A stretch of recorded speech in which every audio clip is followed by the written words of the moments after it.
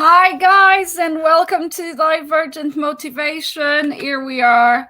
Thank you guys for joining us once again. And we should be able to have our hosts here with us, Darren and Scott, but we are missing one.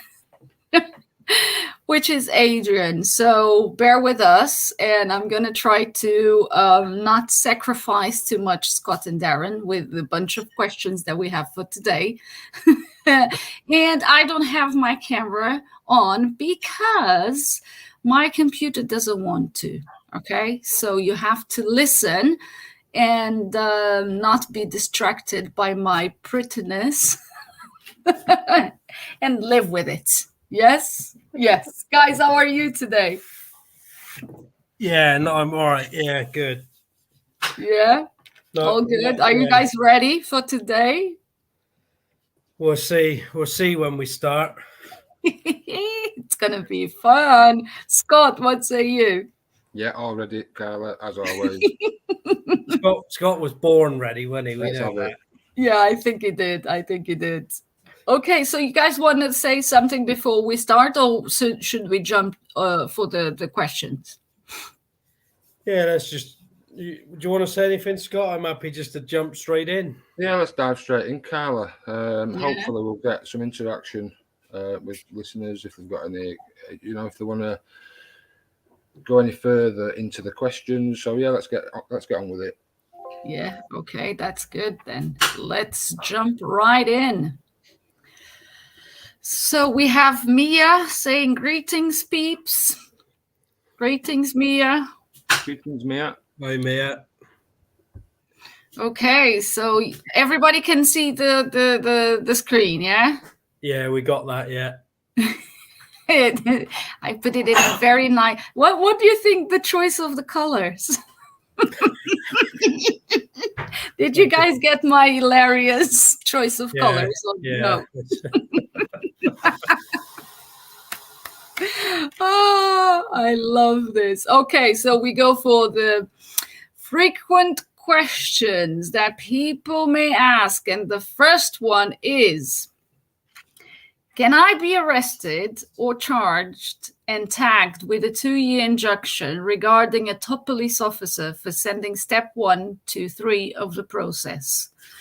The officer's statement says I was sending a fake document and asking for money, and mentions the crest. Well, who's going to take this one? Scott or Darren? There's several parts to that question. So, can I be arrested, charged, or tagged with a 2-year injunction? I mean, that's quite a specific arrest and charge, isn't it? Do you know what I mean? How do you stop policemen arresting you? Well, you need to understand the affidavit first and foremost. Yeah, it's just a collection of agreed facts. That's the important word, agreed. So, coppers, if a copper's hell bent on arresting you, he'll arrest you. Yeah, what can you do? But they can't arrest you for sending documents. No, this is it's generally civil. Yeah, that's it. All we're sending is factual information, basically. Agreed, factual, agreed. Yeah, agreed. Yeah. So already agreed to. But the second part to that question, the officer's statement says I was sending a fake document asking for money and mentions the crest. Well, I don't. First of all, there is never any mention of money, asking for any sorts of monies. So that would be simple, and ask them to provide the evidence that any documents mention money. Absolutely. And that's why it's so important to read these documents and know exactly what's in there is exactly what you're sending.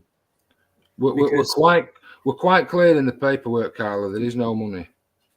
Yeah. Yeah. So, I found this question a little bit odd as well. Yeah. Yeah. Absolutely. The mention of the crest, I don't know what, I don't understand what they mean by that. If you understand what the crest is and what it represents your house. Yeah. That crest and great seal. Yeah. And this part here where he says the officer's statement says, I was sending fake documents. I mean, well, that's a claim. Who created, right? Who created the document? It's How not can a they statement. say? Yeah. Is it? Well, first of all, it's not a statement. You were sending fake documents. That's a claim. So prove your fucking claim. Exactly. Um, Yeah, and we're highlighting fraud and malfeasance. So wouldn't they want to know about that? Don't they tell us that they fight crime, etc., and they want to know about crime? So who better to send your documents to than the police? Absolutely. Yeah. I think I've copied the chief constable where I live into 31 liens, times 6 documents, because there's fraud and malfeasance going on, so surely they want to know about it is what I think. So again, if you just zoom out of that question, just zoom out of it for a second, try looking at it as a third person. There's a lot of fear in that statement, that question. Yeah. I think that the person that is doing this question, it's not just fear, but it also shows a lack of understanding of what the affidavit is. Yeah. Because this is the type of question that after you really know the affidavit, you wouldn't be putting this question out even, because none of it makes any sense. Yeah. Absolutely. Yeah. It like Scott said, it's a fair base one, isn't it? Oh, we have Adrian. Yeah. Oh my God. Hello, Adrian. Hey guys, sorry I'm late on, guys. No, that's it. We were just starting, and I said to Darren and Scott, you know what? You guys are going to take all the full responsibility to the questions because Adrian just told you, you know what? I'm not going to participate on this one. No, I had trouble getting online. I was back late as well, so sorry for jumping on late. But this is the first question. So if you want to read it and give your notes on this one, so Scott and Darren already spoke a little bit about it. So right, okay. Well, none of us have ever claimed that the liens are money. So the police officer that is accusing somebody of asking for money obviously hasn't got 2 brain cells to rub together, but the man or woman that they're accusing of asking for money, like I think I just caught you say then, should know the affidavit by now. There is full disclosure to the fact that these liens are not money.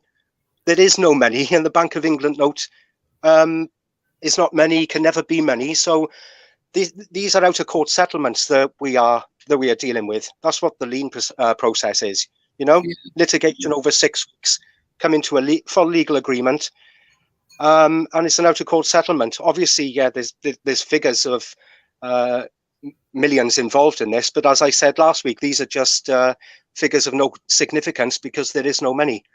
And until the copper that's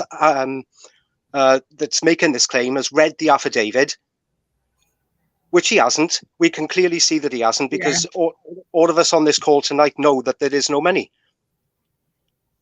Exactly. But until he's actually sat down and read that document and dealt with his ego and the fact that he is a criminal and he's been exposed as being one and not having the authority, then we're not going to get anywhere, especially when the people that are presenting these documents to the police don't really understand them either.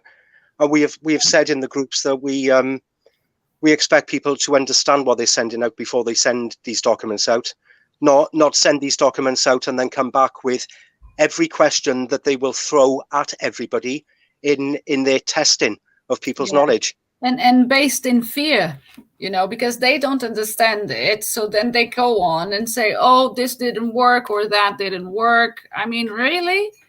What didn't work? That's it. I mean, this question, you've got the material evidence of the facts that there's no money. So why would you even worry about this? Yeah. They'd be making a claim that you're asking for money based on nothing, and you've got the material evidence to support all the facts that you're stating. So absolutely. You wouldn't need to do any more. Again, it's all in the paperwork, isn't it? Absolutely, yeah. I mean, this is the first time out of 2,700 cases, and that's just the ones we know about. Some people do these cases, right, and they don't tell us about it. They're not obligated to tell us about it, but people have been doing cases as well. So there's more than 2,700 occasions where nobody's been accused of doing something that they're not doing, like demanding money. This is redress. This is brand new legal tender on our terms, because we're the victims and we get to choose the redress. That is, like I said before, this is not a law or a statute that the victim gets redress, but that's just the way it is, Mm-hmm. Otherwise, as a victim, you become complicit in the same criminal acts. That's why it's important to go through this process, to seek the redress and to take that liability off ourselves as well. Yeah. Let's go for the next one. I think this one is Darren who wants to go at it first. Yeah. This is what certainly when you're talking to people about this, they just don't get that councils, governments are a company, because all a company is purely thinking of a name and then registering that name. That's it. That's all the company is. And then you'll have people hiding behind that, saying that we're representatives, we've been sent by this company, we're working on behalf of this company, when all it is an idea somebody had and they registered it where nothing has been created. Completely. That's what people, they just don't get. They don't get what the company is, and it's just registering. We could do it right now. We could think of a name, go online, register it. There we go. We've created a company. Yeah, all it takes is a couple of minutes and £12. I think it is £12 to register a company name. And we see some debt collection agencies, or people that create debt collection agencies now, trying to create the debt collection agency name in something sound alike, look alike, a court. So we had CCBC, the one in Northampton, County Court Business Centre, CCBC. Well, somebody set up a debt collection agency in that name. I think he's been spooked by something, because he closed the company down within 18 months and he hasn't got any financial records. So there was no income. There was no income in that company before it closed down after just 18 months. But yeah, I mean, they're all companies. Every single thing out there is a company. Every government on this planet that's calling themselves a government, it can only transform from a company into a government when the definition of the word statute is fulfilled, and that would be the consent of the governed. Yeah. So and until HM Parliaments and Governments PLC in the UK and all the other governments around the world obtain that material evidence that the people have consented to them being a government, governing their lives, then it's just a claim. And we know there is no evidence to support that claim anywhere in the world. And also it's used, so you'll get someone, I'll get people ring me and they'll say, oh, I'm ringing on behalf of such and such. And I'll say, well, you know, what do you mean? Like, you're ringing on behalf of a name that doesn't exist anywhere. Do you know what I mean? It's just cutting the bullshit, isn't it? And Yeah. that's what we live with, is everything. It's all just bullshit all the time, and that's what we want to get rid of. Yeah. Scott? Absolutely. Well, everything's been said. What is a company? A company is an abstraction. Yeah. Nothing is created of material substance. Yeah, you can register anything, and nothing is created of material substance. That's right. Nothing at all. So a company is it's an illusion.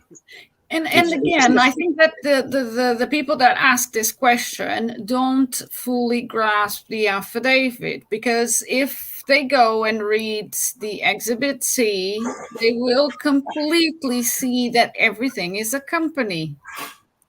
Yeah, right? I think it's important as well, because I know a lot of people are coming to me and saying, yeah, you say this is a company, but I can't find a company number for it on Dun and Brad Street or Company's House. Well, that's not going to confirm anything. Like I said just now, moments ago, it's a company, and it can be a government as long as everybody agrees and signs that legal document. But until then, it's a company and will remain a company until it has those legal obligations fulfilled. It doesn't matter about whether you can find the company number for it or not. They've, if something's going to be hidden, then hidden. It will be. Hidden. Yeah. And also, not all companies have to be registered, and not all companies are registered. But it doesn't mean to say they're not fucking trading. Mm-hmm. Yes, it's over a certain amount of employees, and I think it might be 10. They say you need to be registered, but you can also call yourself something, but trade under a completely different name. Oh, absolutely, Darren. So, for instance, the Labour Party actually trades under the name of Alistair Darling. Yeah. How about that? Yeah. And the reason it does that is because Alistair Darling has diplomatic status, and now the Labour Party shares that jurisdiction. How about that? Yeah. Wow, absolutely. But yes, it is an illusion, and it's hiding behind the illusion because people just don't understand it. Yeah, that's right. And they're getting intimidated by like I said just now, the names of the companies that are made up does make it look intimidating. DS Bailiffs Limited. Well, that's the company name. But for that company to actually have the authority to go to somebody's house, then there needs to be paperwork with an assignment of works signed by whoever is given this job to the bailiff company, which never happens. Nobody's got the authority to sign it.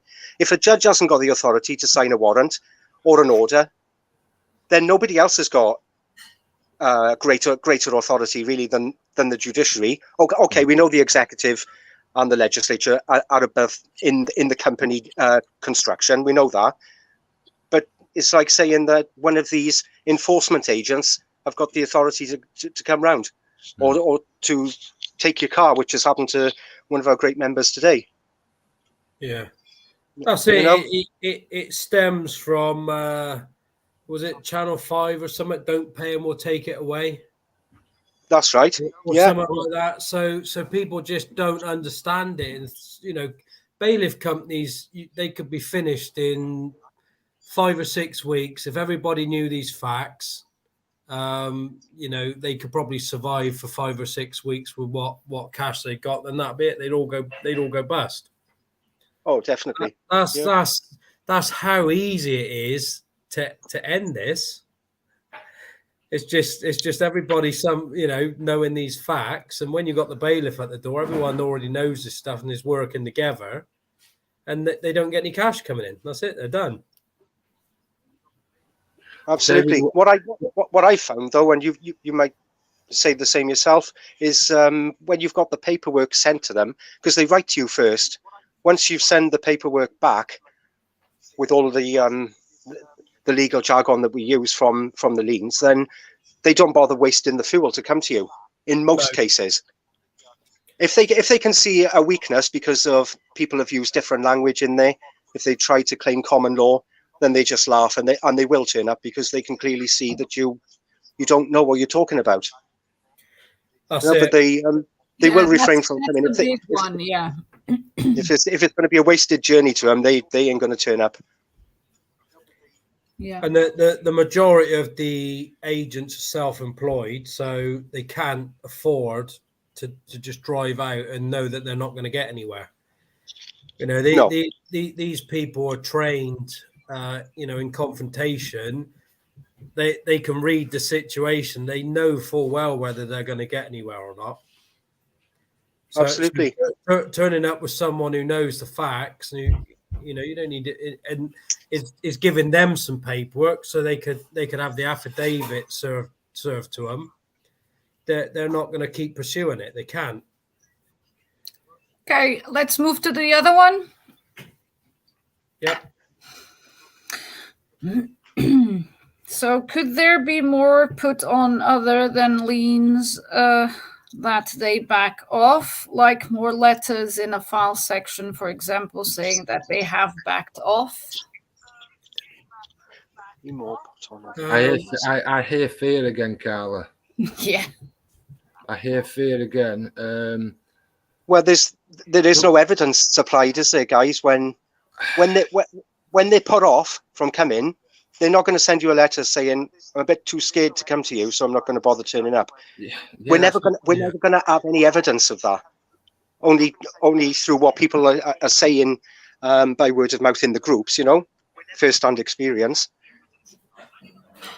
Yeah, In fact, just to build on what you've just said there, Adrian, we're never going to have evidence of that. Well, the very fact that we have got no evidence of that is evidence in of itself of the fact of the fraud. Not the fraudsters ain't ever going to fucking admit to fraud, but we've given them opportunity through the paperwork, and the very fact that there's no answer, that they stay silent, is in itself evidence. Exactly. It's the absence of it is still the evidence in this sometimes. It's a mission is the same thing. That's it. Like we've said before, they've got whole teams of people working on this stuff.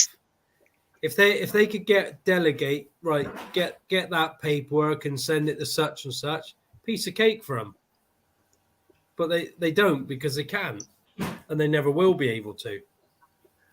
That's true. We do have some members that come in and say that they've received a letter, and they show us as well in the posts they're able to do, that accounts have been put on hold. Now, I had an account put on hold back in August 2020, and I'm still waiting for them to come back. Do you know what I mean? But they never go into. They were rumbled, but rather than admit anything, they will just say, "We've put your account on hold while we're investigating." And there's never been anything from that in, what are we, 2023? Yeah, 2.5 years, nearly 3 years now. Mm. What are they investigating themselves? Exactly. Well, that would be fun. They often try and fob you off to complaints departments or and things like this. Again, these are other tactics to put you off. Yeah. Yeah, so you get that response. Oh, I don't know what to do. Well, the fact you don't know what to do, you didn't know what to do to start with. You need to go back to square one and start again. Really understand what you're doing. That's the most important thing. Read the affidavit. Forget the liens. Read the affidavit until you understand it. When it clicks into place, the liens are simple. Yeah. Oh, they really are. Once you get your head around them, you can knock them out in an hour or whatever, Yep. The first one, guys, took me 9 hours because, I had to have every comma in the right place and whatnot. But Christ. Yeah, it was just. I spent 27 hours on it.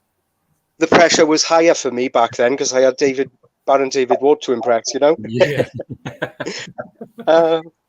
But yeah, I mean, like we've used a word here now in the past few seconds that we should really stop using. Complaint. Only children complain. Yes. You know, for people that have been in the groups, you would have seen posts from Scott and from Darren and myself saying only children complain. So don't get drawn into their complaints procedure. And in fact, when you respond to them, rebut the claim that a complaint has been made, because you're actually going into legal proceedings with them. We don't call it that. We don't really call it that until the 4th week, but that's what it is from the outset, isn't it, Scott? Absolutely, yeah. Yeah. So we don't make complaints. We don't get drawn into the complaint process, because that they say it's legal and binding, and then they start throwing all this nonsense as if you've consented to it, and that's not the case. No, we don't make complaints. All we're doing is using the maxim: he who makes a claim is obligated to provide the material substance of that claim. They don't have to bring the evidence, all of the evidence, like the police would. But if you're going to say he's a murderer, you better have some material substance to that claim, like a body, or do you know what I mean, guys? Yeah. It's really. It's so take again. It's what they call a corpus delicti. They have to have something, mate. Yeah, they have to have something. Definitely. It's it. A letter comes through the door. We're not complaining about it. We know that we haven't agreed to it, so we're just going through the formal process to show that there's no material evidence to back up what they're claiming. There's no complaints. Again, Adrian's right. We use one maxim: we never, ever, ever make a claim. Yeah. Ever. The claim to govern by consent, that's not our claim. That's their claim. Their claim, yeah. The men and women in Westminster make the claim to be a government. They create acts and statutes, as Adrian said before, the definition of a statute. There can never, ever be a government without that consent, ever. So therefore, without a governed, by default, there can be no government. So without a government, there can't be any acts and statutes, because no one's consented to them. Yeah. So by the time that we, the men and women, are having to send a lien against a policeman or a debt collection agency, you've already won. Before you've even sent your letter, you've already won the case, because they are sending their claims via acts and statutes. And David already had fucking agreements in place that the acts and statutes can't hold any fucking validity until until the consent of the governed can be produced in material evidence. Then there can't be a government. And without that, the acts and statutes are in the fucking bin. Yeah. And that is what he always meant. They're in the bin, they're in the bin. That's what he meant. They've always been in the bin.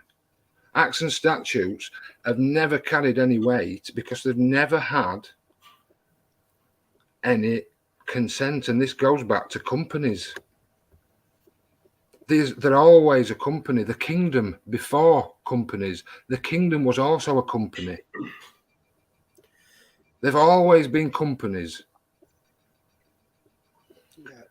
But that's it's back to the illusion again when people saying the government this, the government that. Chandran Kakuthas tells us this thing doesn't exist. So it's back to that illusion again for everyone, isn't it? Mm. Mm.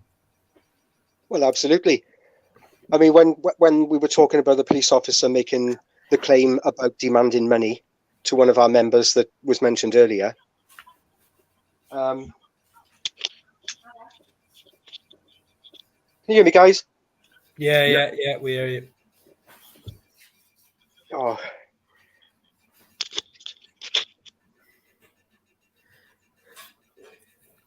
You got computer troubles there? We can hear you. No. No, gone quiet. Yeah. Yeah, we I think we covered that one there, haven't we? Yeah. Let's move to the other one. Okay, can somebody explain to me, please, what is exactly you are wanting to achieve with the creation of the crypto wallet to cash in the liens? So this is an old one. This is from an old post of David's, Yeah. isn't it? Yeah. Well, David moved on from crypto. He worked with some crypto guys for 2 years to eventually end up with something that was useless. But he learned a lesson. He learned that crypto isn't the way. Crypto is just another scam. It's just another way to scam the assets from the people. That's all it is. There is never a return path.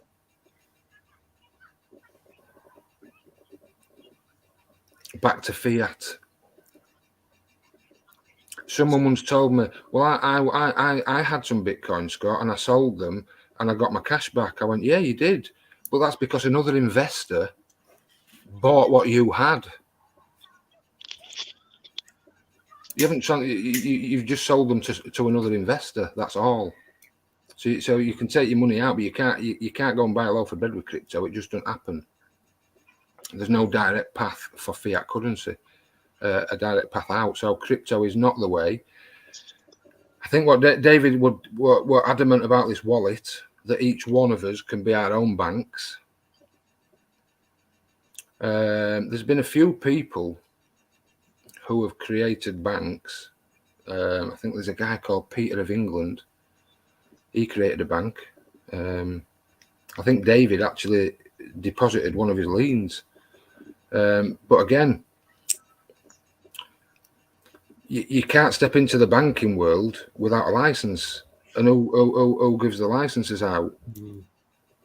The fucking men and women calling themselves a government, claiming to be a government. And again, these words and these rules that we use, these are not our rules. These are not rules that David created or we've created. This is their rules. This is just acts and statutes, their world, that they've created. I'll say, Go ahead, Darren. Got to say, if people, wanted to use, the cash as an exchange still, then it'd have to be moved away from their cash. Yeah. So, so they're not raking back, 94% of it. Well, that's the thing with crypto, Darren. So it's always backed up by dollar. Yes, it is. It's backed the up by euro, the pound, currency. Yeah. So it's taxable. It's taxable. Yeah. Yeah. It's always taxable. For me, this question gets me to a state that we don't know. Maybe it's not for us to know this and to respond to this one, because probably we are not there yet, and we can only do as much as our mind can untangle things. And probably from the standpoint of David Ward, he was like 10 or 20,000 steps ahead of us. And I think it was able to see something that we are not yet seeing. And maybe someone will come along and we will get together and we will find out a better way to do things. For now, we have 2 years of his life, that he wasted chasing this. And we learn again a lot with him, because he chased this, he went after this, and there was no, again, like Scott was saying, it's all a con, and it's all like a dead end to everything. But probably we don't know it. It might be that like, for instance, my son or the next generation will come into this and will say, no, I know what to do with this. I know what can I how can I remove this from to be backed by the euro or the dollar or whatever. And yeah, that's my viewing on this one. Adrian, what say you? Well, I say all of the infrastructure is there. If we just continue with the job that we were tasked to do, and that was empty Parliament, empty Westminster, all the infrastructure is there. Basically, it's the brick system and the back system that the people are short of. You know, this is what they need more than anything. Is a system to be able to deposit their liens into a wallet, like we've done. We've got what we call an e-wallet, guys, not crypto, because crypto has been proven over the past few months is just a Ponzi scheme. Yeah, exactly. That was the word that I was missing. Yeah. Yeah, but once we empty Parliament, the tax goes away. Everything else will still be there. You know, people provide the services, not government. The buildings are not going to fall down. Like I've said before, the mountains are not going to come crash into the sea. But I think some people think this is what's going to happen. Like, you know, there'll be a bit of disruption in the beginning, but nothing like what people could imagine. The freedom from being tied to these chains of tax, and the banks would be falling over themselves then, wouldn't they, to cash in these liens? You know, for those that survive. But it's just, the bank is just a vehicle anyway. There are 7.7 billion brains that should be looking at this, but there's very few people that know the absolute facts, you know. And I do feel like we're like just a tiny speck of this country in a great world that knows exactly what's going on. And that's the frustration for all of us, isn't it? And why we're doing this now. But the facts are not going to change if people can't accept them or bury them in a drawer. But crypto is not the way. E-wallet, the word wallet is correct in this one, but it's just crypto has been proven now. We heard from David's own mouth that crypto wasn't the way forward, and that's why we tell you guys, so that you've got first-hand knowledge of where this come from, and also that it's not the right way to go as is being proven to the world now. Yeah, well, it's another Ponzi scheme, just another way of stripping people's assets. Yeah. Let's move to the next one. So the meaning of statute. Can someone provide me with a clarification? I've looked in 4 different versions of Black's Law and cannot find where it mentions the part given consent by the governed. Well, if you are looking in Black's Law, let's go, guys. Who's gonna take this one? Well, we can tell you that David looked at all different law books when he was going through everything, basically. You know, when he was producing the document full of evidence, and when he was doing his due diligence as well. He went through so many law books, and like he said to me, to find out which one it was exactly, you'd be lucky to find it again, because they bury it, and each new. I was able to find it, Adrian. I put it in my book. Disclaimers. Wow. I was able to find this gem, so I'm keeping it. Okay, but overall, we need to remember that the affidavit, the ramifications of the document itself, means that Mr. Black didn't have any authority to give these definitions to words. Exactly. Nobody agreed to the sleight of hand, the changes. There were, and certainly had no full disclosure, first-hand knowledge of such things occurring. You know, not everybody in the world knows there's law dictionaries with words with different meanings. But that's deceit, isn't it?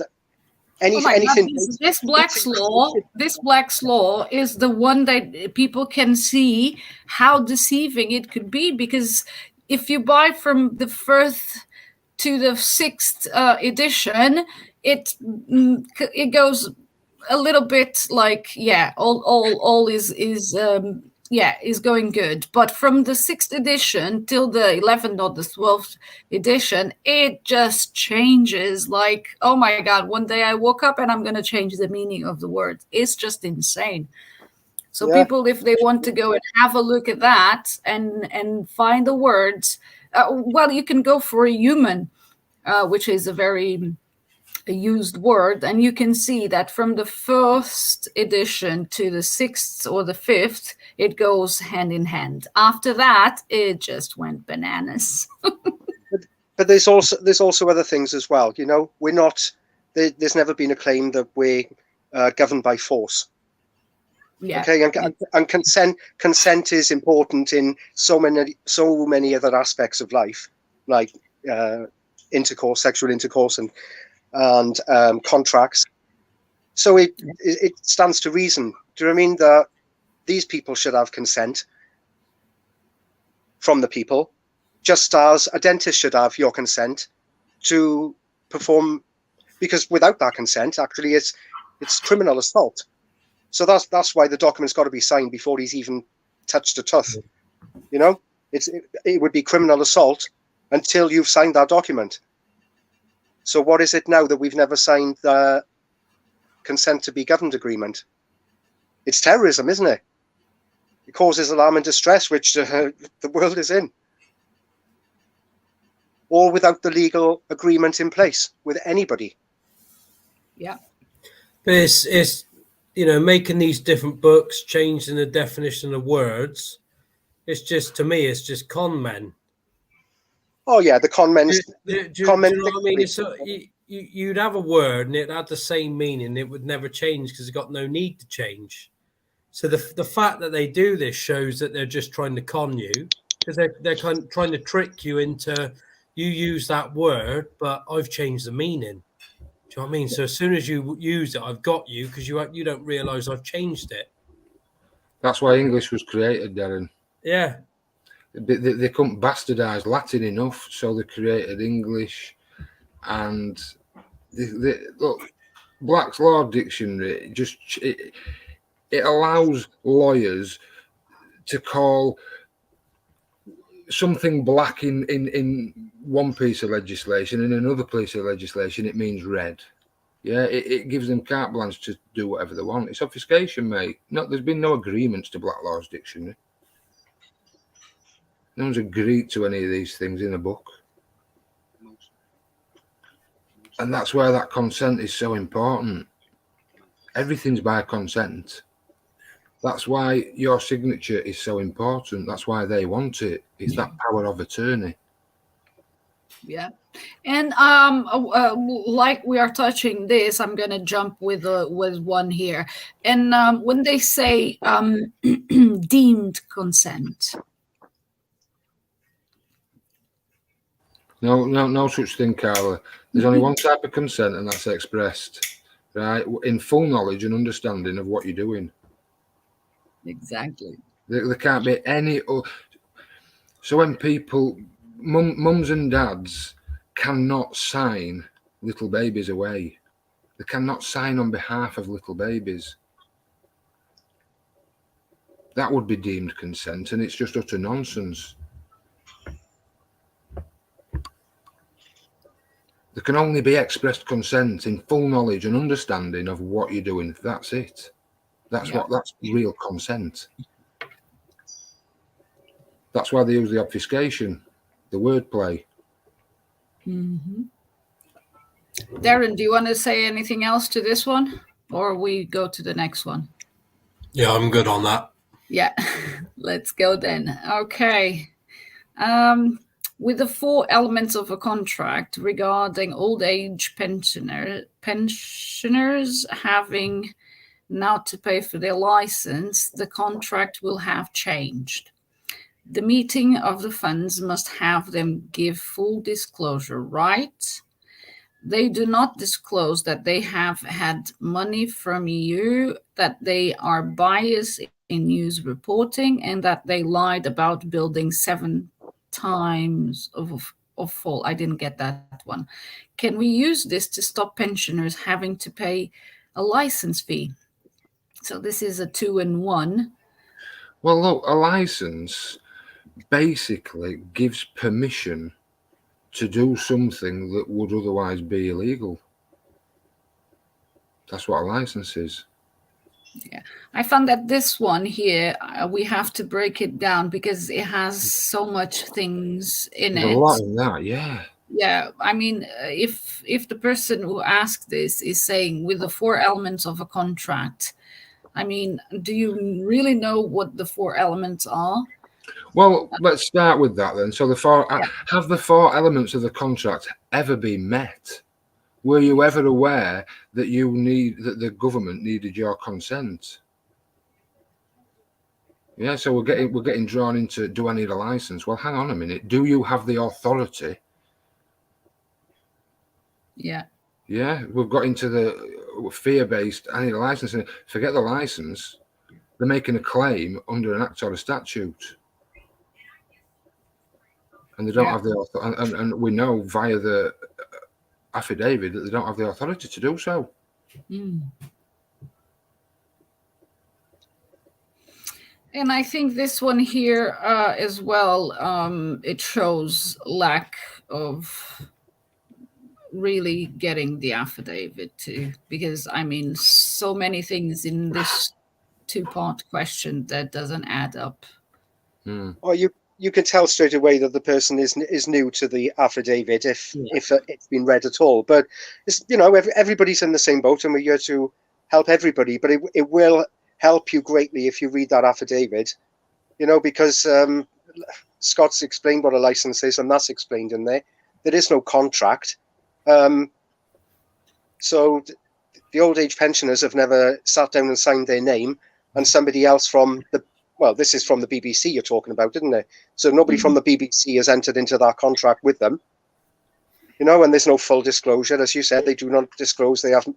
Well, we don't get involved in making claims. We just attack the claims they make. So when they send a letter saying you haven't got a TV license, there's a claim. There'll be more wording on there. You have an obligation under this act or whatever they use for the TV license, that act, that may possibly be on there. They'll be intimidating and say that your house is under surveillance for not paying. Or enforcement will visit you to inspect if you are using TV. Well, do you know what? I found out today, right, there was 50,000 convictions last year. And I thought last year the TV license was not just on his deathbed, but, in the coffin as well. It's just crazy that people still think that they're obligated with, just ignore the fact that there's no contract. In fact, ignore the fact that they don't even know that they haven't really consented to be governed. But they don't disclose that they reporting biased news. Do you know what I mean? Everybody is screaming blue murder about it. Everybody that I know doesn't believe the news anyway. And programming, getting people to pay for their own programming. Well, fucking geniuses, aren't they? Insulting, but ingenious. They are. It is. The fine for the conviction for no license is about £600. Oh, blimey. But the way I look at licenses is the perfect business plan, because we make everything illegal and then we'll sell you the solution. Yeah, that's all it is. Absolutely. Do you know what I mean? You need a license for that. Well, who made it illegal? Well, where is their authority to say that's illegal? And that's how it's the authority comes from us, doesn't it? The authority comes from us, but it's never been asked for, so that they could keep and make the government legal, because it would be blatantly obvious to everyone that they've got an opt-out, but they've tied this up so that there's no an election process. You read this in the affidavit.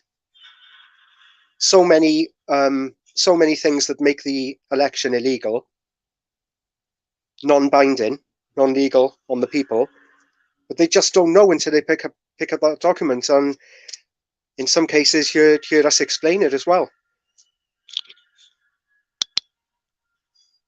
But yeah, the BBC. Wow. Yeah, the contract with the BBC is irrelevant. The contract is between the people and the government. That's what the so-called government believe. They believe that through the voting process, they have the consent.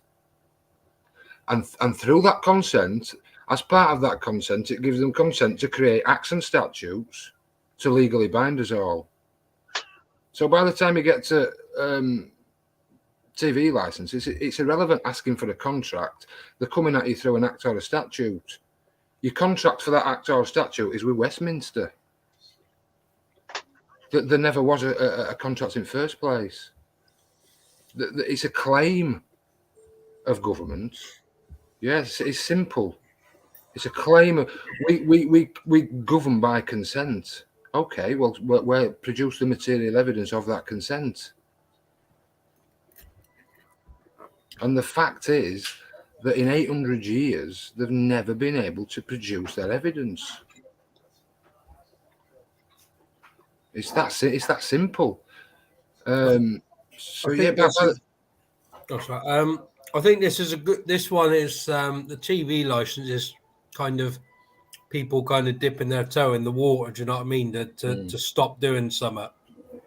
Well, the best advice I can give anybody with TV licenses: turn your TV off. Yeah. And then there's no need for a license. Just turn it off. Stop watching it. Yeah. That's the best one. Yeah. You won't have any need for a TV license. You can watch other things. Just turn the TV off. Don't watch what they give you. Find as much independent news as you can. You won't have any need for a license then. Simple. Okay, let's move to the next one. Can you provide evidence that the liens work and what is the end outcome? I have to put this one here. Sure, if you'd like to join any of the groups that are online now dealing with these liens, then the evidence is there. Security by way of a lien on Facebook, Freedom and Justice by way of an email. Yeah, we'll put all the links to the groups attached to this video. So the person that asked this question or the persons that ask this question can go and have a look. Absolutely. And once you join the group as well, have a look at some of the posts in there. Like if you type in search, what is a lien? You know, all of this information we've provided there for people to grasp it, because it can be complicated dealing with all of what's happening in your lives, on top of them finding out the facts and then trying to be educated on the right way forward when there's so many other people out there claiming to do it the right way. You know, but these are legal agreements. You know, does the lien work? Well, it's a legal agreement. It's over 6 weeks, which is you can see the dates change throughout the document. Yeah, so it's over time, full disclosure, honourable, integrity all the way. So there's a legal agreement by the end of this, and that's the outcome. No judge can interfere with that. Not even God Almighty can interfere with my agreement with somebody else. What is the end outcome? Well, for myself personally, I've seen many things disappear. Debt collection agencies are the easiest to make disappear. But there's all sorts of successes going on out there, guys. You know, not just debt collection agencies. I've dealt with the HMRC and managed to not pay PAYE now for 16 months. And I've shown people how to do this. I've shown people in real time. This is the letter I've sent today, guys. I cease and desist. So that was the letter I sent to HMRC saying I want you now to stop taking money out of my account, and these are the reasons why. And I sent them the affidavit and my explanation why. And if they carry on after being presented with the evidence, then that's criminal. And that's obviously the procedure then. And I did have to do one against Tudor Davis at HMRC, which is all in evidence online, full legal agreement. They don't give up easily. They don't make it easy. And yeah, now the pushback is on. It's going to be interesting to see what happens next. Darren. Yeah. Darren, yeah. can you provide evidence, please? Well, I got 31 agreements, all agreed. That's probably enough. But with me, bailiffs, and I think that was for nearly $2,000, I think. And I heard nothing from them. Oh, we have someone in the comments giving a good answer to this one. Well, Try to do it yourself and you will know. Mean and endless. I totally agree. I totally agree. You won't. Yeah. Nobody else can do this for you guys. You know, you have to do this yourself. Once you find your own power, once you know that you're being led by criminals and you find your own power, it comes quite easily. You know, the longer I go, the stronger I feel. I'm more in control of my life, especially not having my hard earnings raided every week, because it was getting to the point it was £150, £200 a week, you know, paid weekly, going straight to the taxman, and all by fraud, paying for the destruction of our own country. And yeah, that's it. The work's done, isn't it? David did the work. You know, the affidavit and all the paperwork, liens. You know, there's thousands of liens to look at. You know, it wasn't like when Scott and Adrian started. You had hardly anything, did you really? No, that's not. It was just Baron David Ward and a few of Mike Watson. Mike Watson was the second one to really grasp it, and then came Scott and myself and all you guys now. and you got to go down your own path, get the first-hand knowledge to find out that it works. You know, you don't need to believe anyone else. You don't need to read their work. You can just do this yourself. You know, there's plenty of help available to help people do it, but you got to decide, you know, do I want to keep, you know, being threatened like this all the time? Yeah. From people working for something that doesn't exist. You know, do I want to continue living this illusion, or do I want to start cutting the bullshit, get rid of all that, and let's just be straight with one another? Yeah, and start being more creative.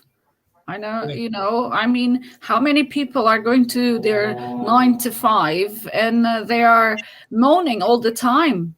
You know, what is the point? That should be the question that people should be asking. What is the end outcome of me going from my 9 to 5 to get a few quid at the end of the month or the week or whatever? For what? You know? Yeah. Yeah. Scott, what say you? Can you provide the evidence, please? I can only provide my own evidence, as David provided his own evidence. You've got to walk the walk, haven't you, really, with everything to see any outcome of anything. It's been said there's 2,500 agreements to the facts, and there's all sorts of different men and women in offices all over the country, in fact, all over Europe, the world, being held to account in their office, and all you've got to do is read. Okay, should we go to the next one then? Yeah. If I can't pay the this one is if I can't pay the mechanic, he can keep my car as a lien. So I don't understand, how can I create a lien against a politician or a local council? Well, they're in a so-called public office, paid for by the taxpayer, so everybody gets a say. The leaving your car with a mechanic is not a lien as such. It's an agreement, certainly. A lien is so much more than that. Yeah, I think the person making this question either is in the United States or didn't really went into the file section and read the work that is already done. Because I didn't reply to this one because I was just like, really, come on. I replied to this one and I asked, have you read a security by a way of a lien? Because again, the words mean every single bit of it, and a lien is just a lien.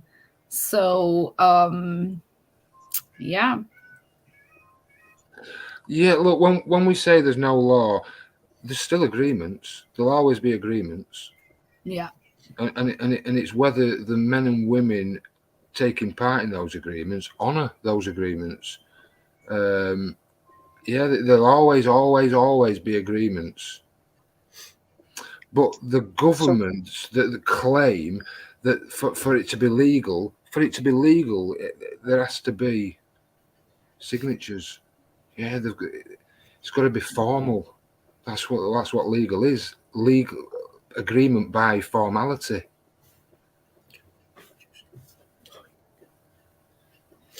Yeah. Yeah, it's that Darren, Adrian. Well, I was just going to say it's always against a named individual anyway, so you couldn't do one against local council. But perhaps you meant local council members there, people that work in the council. Yeah, but I mean, the very fact that a politician makes a claim that there's a government is fraud by misrepresentation, isn't it? We discussed this last week on the podcast. Yeah. And there's three elements to that really as well. The malfeasance, not just the fraud, the malfeasance of their duties in office, which under the state policy is 25 years to life. That's how serious they take that offence in their own system, you know? And obviously that causes alarm and distress, as I touched on earlier, which is a willful and belligerent act of terrorism. And that's just by making a claim of being a government. Yeah. So every politician in the world is guilty of making this claim, and the material evidence is their email address. You can use that as material evidence to formally charge them, which is what the Freedom and Justice by way of email group is dedicated for, you know. Mm-hmm. So for the person that asked this question, here you have how can you create a lien against a politician or your local council? Well, there we go. All you need to do is find up their email address, which is public. Yeah, they're alleged public servants, so it has to be public. It's a bit more difficult when you start looking for police emails, I find. They seem to manage to hide that. But the MPs ones anyway, and Welsh Assembly and other assemblies, not just in this country, but around the world, they'll have their emails published. And that is the material evidence to start a lien. That's it. And we're not like, when you can't pay the mechanic. But the thing is, with a mechanic, you will have had some sort of full disclosure, basically, as to how much they charge. Do you know what I mean? You don't have to use them if you don't want to. Whereas, when you get the politicians and councils, you're just being threatened and forced. So, I don't know whether it's a bit of a weird question, isn't it, really? Yeah, it is. It is. Well, I think what they mean by this one is that if I go to a mechanic and I don't pay for the service, he can take my car as a lien. Yeah. Well, yeah, and I mean that is no, we can't. Not unless it's been agreed first. Exactly. You can't just go and take other people's stuff. That's theft. Exactly. Yeah, so as part of the agreement with the mechanic, the mechanic unless there's a stipulation in the agreement between the mechanic and the car owner that if you can't pay the bill, then I will take the car until you can pay the bill. Then he can't Exactly. take the car. If this, then that. Yeah. Absolutely. All on You paper. can't just take the car. There has to be an agreement to it. And it's usually within an invoice that all parts belong to the mechanic until they're paid for. So Boom. you've got an agreement there, haven't you? You've got full disclosure. Oh, look, Mia is saying, well, we have a broken agreement from last week to deal with. We were promised, I don't know where this promise came from. Darren in a pink wig and Scott with a pink beard. Uh-oh, guys. I seem to remember that as well. Was it signed? Oh my God, Mia has a witness. We are in trouble here. Oops. I don't recall this promise, to be honest. I'm not gonna say anything, so I'll leave it to you both. Let's go to the next one. I thought a lien could only occur when someone owed you something, i.e., if you can't pay the mechanic, he can keep your car. How can you then place a lien on, say, the local planning department if they were refusing planning for something on your own private property? Again, this was from the same person. I think Mia replied, but yeah, they must have gone to the same school. Yeah. Right, a lien is an agreement to a future debt. Right. Why is it an agreement to a future debt? Because there is no money, guys. There is no money. They never had. There's no money. Yeah. You can't pay for anything, right? So how is money created? Money is created through bonds, pledges, securitized instruments, liens. Yeah, that's how money is created. That's or cash, currency, not money. So unless there is an agreement between the mechanic, so for instance, the mechanic will have a garage. He will have a limited company garage, and within that garage's legislation or company policy, it will stipulate that if the customer doesn't pay X, Y, and Z, so they're the terms and conditions. Yeah. Yeah. They're terms and conditions. That's it. So all garages will have terms and conditions, different terms and conditions, and it's up to the user of that garage to understand the terms and conditions. I would suggest not trying to use mechanics and trying to get out and not paying. Yeah, I didn't quite get this this question because it's mixturing. It's mixing the mechanic where it doesn't belong here. I don't know if the person was trying to see on a one-on-one basis, like private with private. Yeah. And why did she put or he put the planning department if they are refusing planning for something on your private property? I mean, well, either you have a thing with a mechanic or you have a thing going on with the planning department. I don't. So if I go to a mechanic, I'm going there to make an agreement with the mechanic. Yeah. Yeah. The planning department, I have no agreement with, and they're making claims as if there is an agreement. Yeah.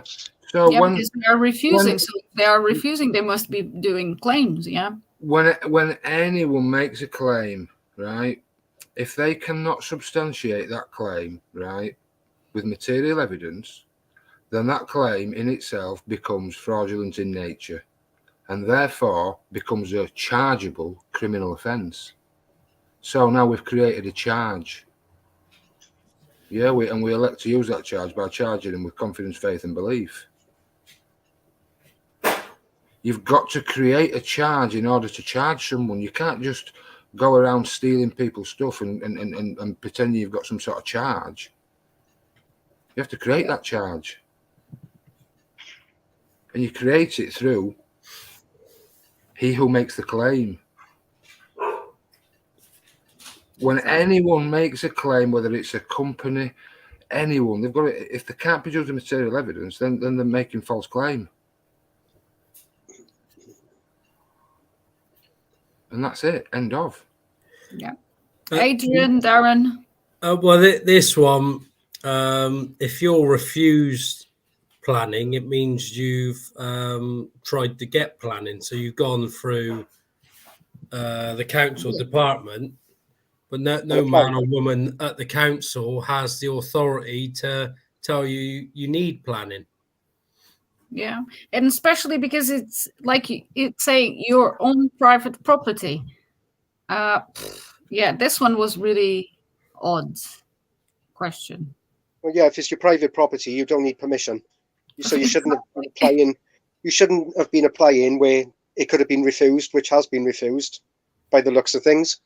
You didn't need permission in the first place, and nobody has got that authority, as we've talked about tonight.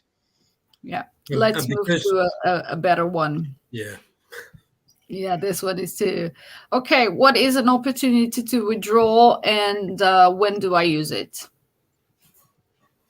Well, you would have seen this if you've read the affidavit. It's an Exhibit B. It's what David sent to the council during the entire case. At the beginning of the entire case that blew all this open. So an opportunity to withdraw is optional. You can send an opportunity to withdraw when you have a letter from them with claims, or you can start the lien process. It's up to you. But like I said last week, the opportunity to withdraw gives people more time to learn exactly what they need to do next. But it also brings to the attention of the person that you're sending a response to that may not have known exactly that their actions were criminal in nature, that any fraud was being committed. Most of them know. Don't get me wrong, but there are some people that have quit the job, like I alluded to last week as well. Police officer quit the job 5 weeks after finding out. I didn't find that was any coincidence, to be honest. And Baron David Ward had many enforcement agents quit the job because he would sit down with them and talk to them about it, invite them in his house rather than hold the door closed. Scared of nothing, was absolutely right. And let's not forget, was a man that had taken the government to their own tribunal and won. So anything an enforcement agent or bailiff would have to say would be just David toying with someone, really, wouldn't it? From what we know of his personality. So the opportunity to withdraw will identify the transgressions, what fraud they're committing, and you can send that as a precursor to doing a lien. Yeah. That's it, yeah. It's just highlighting what they're doing wrong and giving them opportunity, to make an honourable withdrawal once you've highlighted the stuff. And for anybody new, it is, it's a good place to start, for your first lot of paperwork. Definitely. Yeah, absolutely. It's just a 1 page, 2 pages, isn't it? It's not very long. Yeah. Anything to add on that, Scott, or we about covered that one, haven't we? Simple, mate. As Adrian said, and you said, it's once you've read the affidavit, you understand. You understand as the reader that fraud is taking place every time anyone uses an act or a statute to try and gain authority over you. They're committing fraud. So you can give them an honourable opportunity to withdraw, or start a lien immediately because you've already got an agreement with the MPs. So yeah, simple really. But yeah, João is saying strikes. Yes, João, we can see you read the affidavit. Well, you do. Everybody listening tonight does have that agreement with the current government, because all of the MPs are in agreement, and Baron David Ward got that agreement, made it public with the declaration on the front of the document. So therefore, it's there for anybody to use. You just use that as the evidence. Absolutely, yeah, that affidavit is evidence of the fraud. Let's go for the next one. If there is no law, how come you use it in the liens? We make no claims under law in the liens. There is no law. Okay, law is just presumption. Yeah, 12 presumptions to law, any of which can be defeated by a single challenge, and that was challenged as well in the affidavit, which comes immediately after the declaration on the front in Exhibit A. So law is just a belief system. Okay, so I think that the person that was asking this question doesn't know the difference between law and acts, and I think that was this is what I can sense from this question. Because what we use in the liens are the only 3 survival acts: the Fraud Act, the Companies Act, and the Bills of Exchange. So I'm sorry to bust your bubble; those are not law. No, we just highlight what rules that they've got in their system that they're breaking. So the Fraud Act, the Companies Act, the Bills of Exchange Act, all of these things existed. They have no relevance now that Baron David Ward has put them all in the bin, for want of a better description. They're all in the bin, but they are there, and they are transgressions, and they are the means in which they've got away with this fraud upon the people. So the Companies Act, where nothing is ever signed that comes through the door, is how got away with this monumental fraud. So all of the utilities, and that one goes to the question before, what is a company? So you have to understand that everything is a company, and that's why we use that one, because that's what we are dealing with.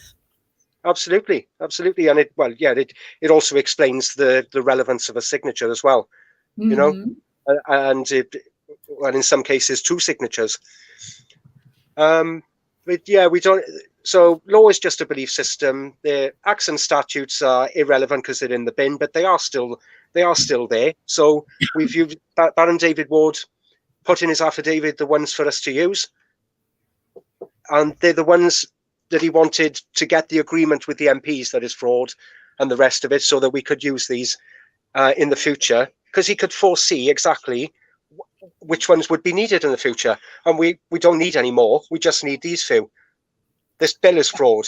This council tax demand is fraud. This warrant claim is fraud, and everything I can list is 8 million acts and statutes, and you don't have an obligation under a single one of them. Yeah, Darren. Well, as I pointed out many times, you can find all the documents where they use the Companies Act, the councils, and all of them. They all use it when they're dealing with each other. Yeah, we lost Adrian. Scott.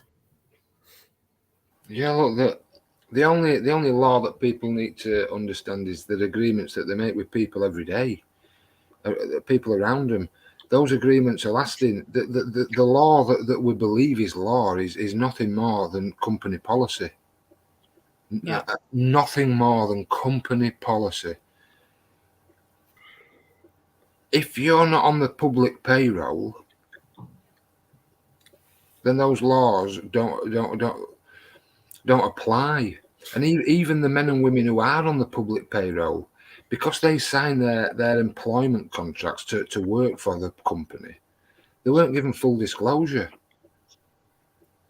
So the acts and statutes are irrelevant to everyone. These men and women go to their little offices every single day and they just fleece the nation. That's it. Through the guise of company, through the guise of the public. Yeah. And to the tune of 92%. I know I say it a lot, but it's 92%, guys, and nothing can sustain an overhead of 92%.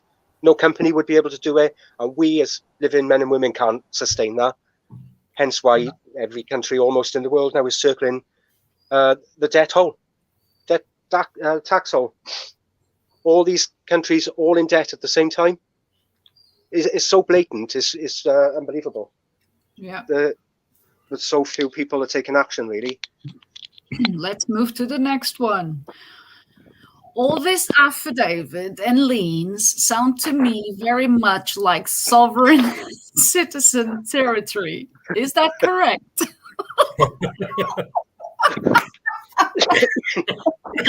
I told you I was going to pick up the good ones. Well, sovereign citizen is an oxymoron, isn't it? Yeah. What a load of bollocks. I'm going to mute myself because I'm going to keep on cracking. Right, let's deal with these words, guys, yeah? Flippin' heck. How many more times? Like, sovereign. It means singular in the office. Yeah? There can only be one sovereign state, but there are many states around the world. That's why there's only one king or queen in the fairy tale land. So sovereign means nothing to do with us. And I think, Scott, you put something on Facebook today where this word is derived from foreign. When you trace the word back to the Latin. What David taught me, what you've got to go through French to Latin and back again. And yeah, it's foreign, mate. Yeah. Yeah. It's that's right. You can't be a citizen because a citizen is on the payroll. Yeah, you're not a sovereign. As Adrian says, a state can be sovereign, but there's only one sovereign state. A sovereign is a servant to a state. And that word sovereign is singular in the office of state. The state is a company. There is a sovereign titled queen of the state, of the company, who is the state servant. We're not a servant, and we're not a citizen. A monarch is a citizen to their oath. It's a singular position in the office of servant. And the other office is a public servant, where there's more than one public office. We're not a member of the public, and we never ever can be. We're not on the public payroll, so we can't ever be a citizen or a public servant. It's all in the words. Those two offices, the office of that sovereign office and the public office, that's it. It's a company, guys. A company. And you've got to start thinking of it as a company because that's what it is. There's a hierarchy to every company. Executive office first, legislative office, which is company policy, where they create all company policy. Then further down the judiciary, this is where company policy, it might be called HR in other companies. Sovereign citizen. It's all in the words. You can be neither. So they call us this so that it sounds like we're part of their thing, doesn't it? It is a free man on the land. It's a free man. Sorry, it's a free man on the land buzzword, sovereign citizen, you know? And every time I read the word, I cringe, like, because, well, it's such an oxymoron. You know, and nobody should be claiming to be citizens. Exactly. Because that's part of the company. And the sovereign, it's not just that, it's sovereign citizen territory. Yeah. All three words, absolutely. I can't deal with this, really. And hang on, guys, because it's getting worse after this one. Okay, anyone wants to add any more to this sovereign situation? No. No. Let's move on. Okay, so I had a friend telling me that he did not pay council tax for many years, along with gas and electric, but was still receiving their services, and he did this by putting liens on them. How can this be? Well, firstly, they don't provide a service. Let's have that right. Well, there are loads of people that don't pay it, can't pay it for whatever reason, and they know this affidavit without even knowing it. We all should, in effect. Yeah, we all should realise that taxation is theft. You're not saving anybody, so get off your virtuous horse. Not a penny of it's going towards roads or schools or anything. We pay for all of that. Taxation goes into a great big black hole to never ever return into the economy. Yeah, and to finance all their illegal wars and all of that shit show that they are pretending to set forth. It takes a little bit of research for people to start to understand that. I mean, really, when I saw this question, I was just like, this is a mentality of someone that looks at other people and judge them, right? Because they still believe that you need to pay for natural resources. Because if you dig a little bit and you start to make questions, you will understand that none of us should be paying for any of this. Everything's here. Listen, all the services, pipe work, everything's already been paid for. Fucking 1,000 times over by our parents, grandparents, their grandparents. So the infrastructure, I think Adrian touched on this before, the infrastructure's there. Mm-hmm. What David's proven is that in 800 years, there's never been representation for the people and by the people. Ever. There's only ever been a claim of representation.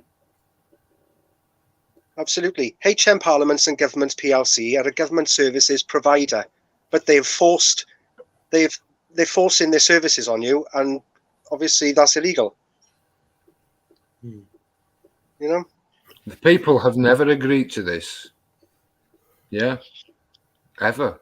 There's never been a transfer of power of attorney from the people to the government, giving them consent to create the acts and statutes, which, as Adrian's just said, creates that force.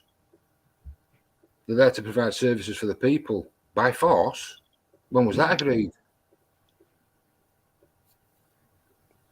Yeah, Darren, do you want to add something? Well, it's like I spoke to Scott about it. You can go on, so my local council, you can go on, I went on Company's House, typed in the address of their head office, and the only company to come up was a tourism company ran by one of their directors of finance. So you can then go into their records, because they're a limited company and they show it all online, and you can see that they take handouts from the council. And they can also, if you send Bath, North East Somerset Council a check, this tourism company can cash it. Yeah, you know, so nobody knows where you know, when those numbers leave your bank account, no one knows where it goes, do they? We get told it goes there, but you have no idea, do you? Absolutely. And I'll just say as well, because repetition is key. Let's not forget, council tax is what, about 8 to 10% of the total tax you pay, of the figure I said just moments ago of 92%. So you're paying tax on every single product you're buying, on every service that you're being forced to pay for, to the tune of 92 pence out of every pound that you earn will be spent going back as tax. Yeah. That's it. So if say you earned 100,000 a year, you're paying £92,000 in tax. Well, that you don't get that. you don't get value for money there, do you? No, You I know, mean, and then those services are paying 92%. So what is going on here? It doesn't make any sense, does it? no. Councils do not provide services. No. The men and women provide the services. Councils strip the assets from the men and women in the parishes. That's all that happens. The men and women provide the services. If the men and women want the services, they will carry on providing the services. Let's go to the next one. I've read. Let's make it. Okay, anyone can read this one. I can't read this one without laughing. Go on, Scott. I think it's best Scott to say something. I No, read read it, Scott. Read it. So disrespectful. It's so ignorant, isn't it? It's just ignorant. I've read on Reddit that he lost his home and marriage, was bankrupt, I think. And spent his final years living in the back of an old lorry. How can people say that this method worked? I mean, there's so much wrong with it, isn't there, really? Well, absolutely. I mean, let's see what the bankrupted for a start. He had 1.95 billion in securitized commercial liens, which are legal agreements, which are brand new tender. And just because the cabal still has control of the financial infrastructure, that time is coming to an end. When everybody, stops looking for gossip on Reddit. Yeah, he didn't die in the back of a for God's sake, on Reddit. I was saying to Darren, even this week, I was in a call and there was a guy there, and he told me, yeah, I've read it on Reddit, and I went bananas. I mean, really? So you come to me, instead of reading the document yourself, have your first-hand knowledge, you go on Reddit? Can't deal with this. I mean, well, for the person that's asked this, obviously there are think tanks out there would try to discredit David, and there's a Quatloos page as well dedicated to Baron David Ward and trying to take him down. But at the end of the day, I've lived this. We know what the facts are as people talking here tonight. The facts don't change just because some bad things happen to someone. Now, David didn't lose his home. You know what?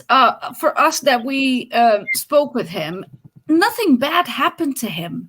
He never once he told me, "Oh, this bad thing happened to me."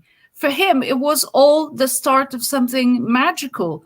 Even when the HMRC sent him those 7K and then asked them back, that's where it all started to him. Because until then, he was just like playing the normal citizen and tax paying, So I think that the person that asked this question is just looking for something that I couldn't quite pinpoint my finger on it, but I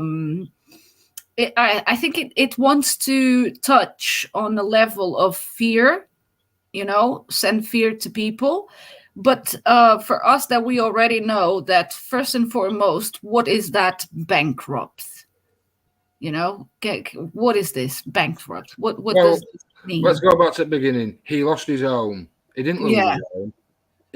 That's another one. Fucking criminals stole it, is what happened. It wasn't a set of car keys. Again, if people read the liens made by him, they would understand that he didn't lost it. Again, it's a lack of reading, Absolutely, the liens that he done about it prove that it was stolen. Yeah. So that was criminal. What happened to him? And the marriage, again, it shows that you didn't read the liens. Because he has a lien to Mrs. Ward. I mean, really? Instead of going to Reddit, guys, go to our file section. I will post the links.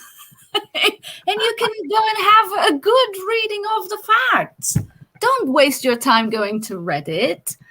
What a bunch of nonsense, really. So how can people say this method worked? Well, Yeah. Baron David Ward paved the way. He sacrificed his house, but he could have got his house back with $7,000, as we said last week on this podcast. There was a good friend that would come up with the money, not a problem, but he knew what this meant for the world. Could also see what was coming because of what he knew. You know, the collection of facts that that document contained, nobody knew before. Nobody on this call tonight can say that they knew all of those facts before they picked that document up. No. So he's set a new foundation, not just blessed us with the facts going forward, but also the foundation for the lien process to end the fraud. Yeah. You know, because if they don't end the fraud, then we just keep rolling with the liens, and the world never wants for anything again. And also, this, get married, buy a house. It's all been designed for us, hasn't it? Yeah. It's all nonsense. I mean, it's all designed so that you're materialistic, and they got a hold over you, because if you don't fucking pay us, we'll come and take it from you.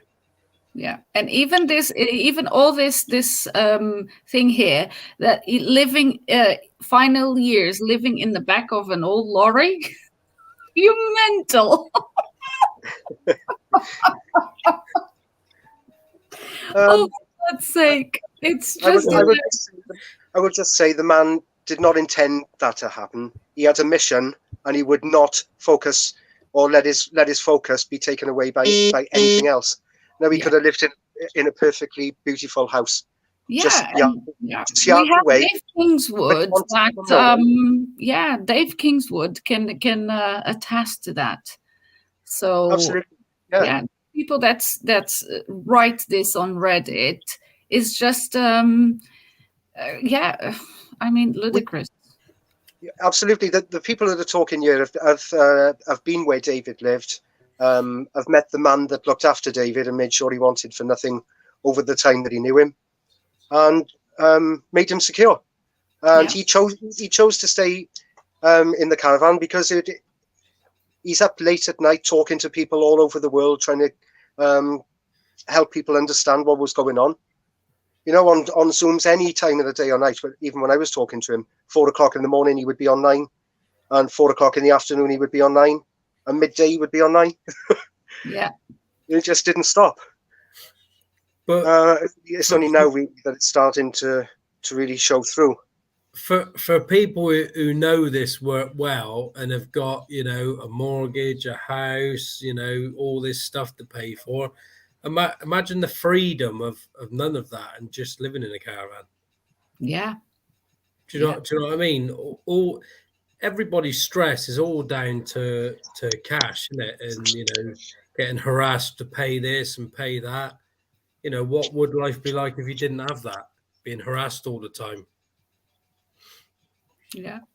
And, again, did he lost something, or did he get rid of the chains that he had on his ankle? Oh yeah. I suppose that's exactly how he was thinking at the time.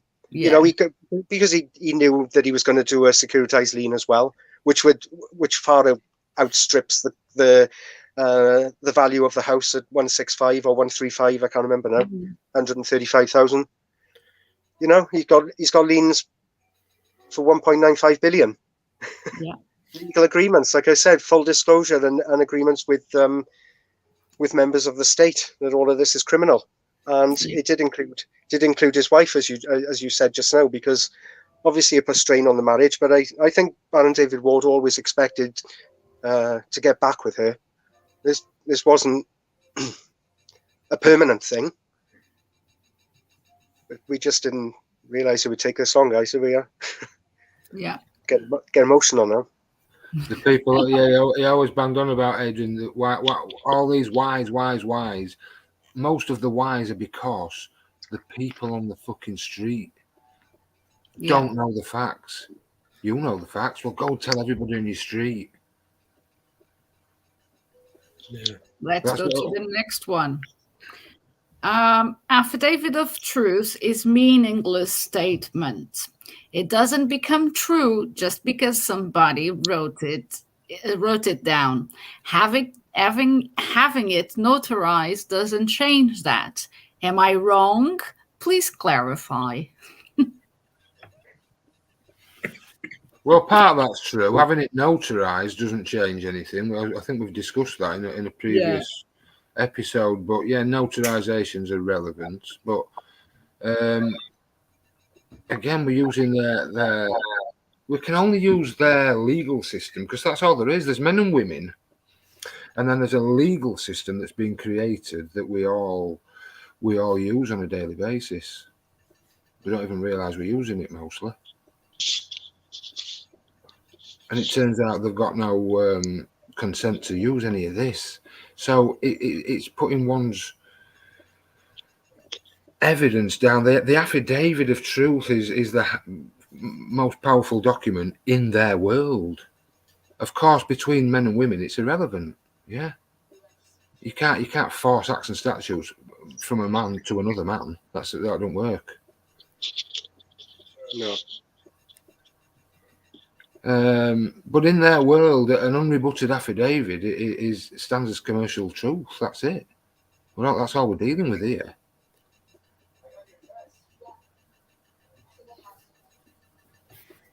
Yeah, Darren. So again, it's using an affidavit of truth. I'm just rereading that question, Carla. Yeah. Well, I can tell you this one was a personal one for me, and it's from an American standpoint of view. Yeah. Yeah. You might as well throw an affidavit of truth in the bin, though, if you go and have it notarized straight after. Yeah. It's like saying I'm an imbecile. I don't know what I'm doing, really. I've spoke with this person, and at the end, we got to a clear understanding from where I was coming from, and I got to understand from where he was coming from. Yeah. But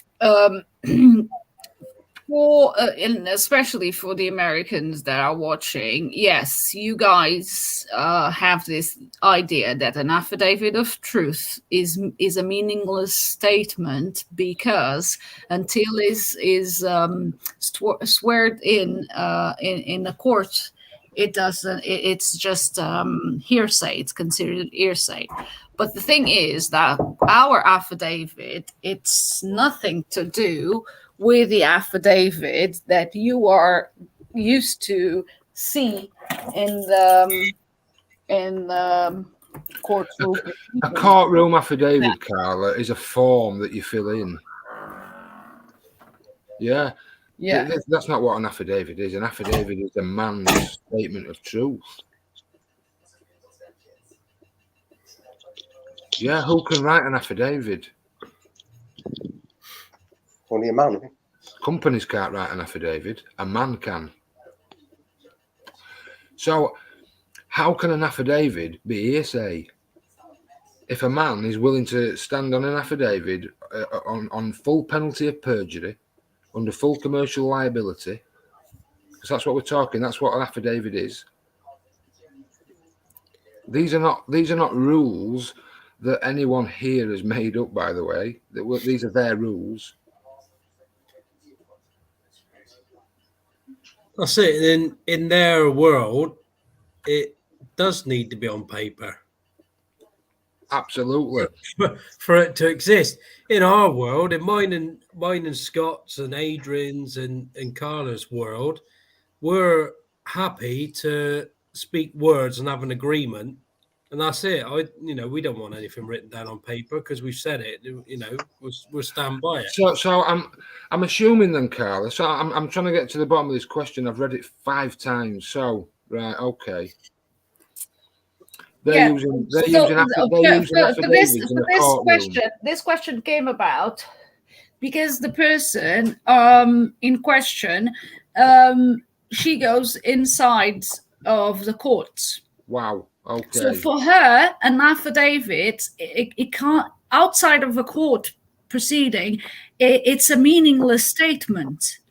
So, and that's what I try to explain, and that this affidavit, it has nothing to do with going inside of the court, because we don't even get close to that court. Do you know? No. Let's remember No, they're dealing with the straw man, aren't they? So we send the straw man to court, which is the paperwork. registered name, your registered Yeah. name, yeah. You can only the affidavit proves beyond all doubt, right, and not just proves, but is agreed to, until another can rebut any part. They don't have to rebut it all, but they have to rebut one part of it, yeah, for it to stop, and no one's rebutted it. Yeah. So until they do, it stands unrebutted, and therefore stands as truth. Yeah. And to imagine going to the third office down for a ruling on an affidavit is almost as insane as having it notarized.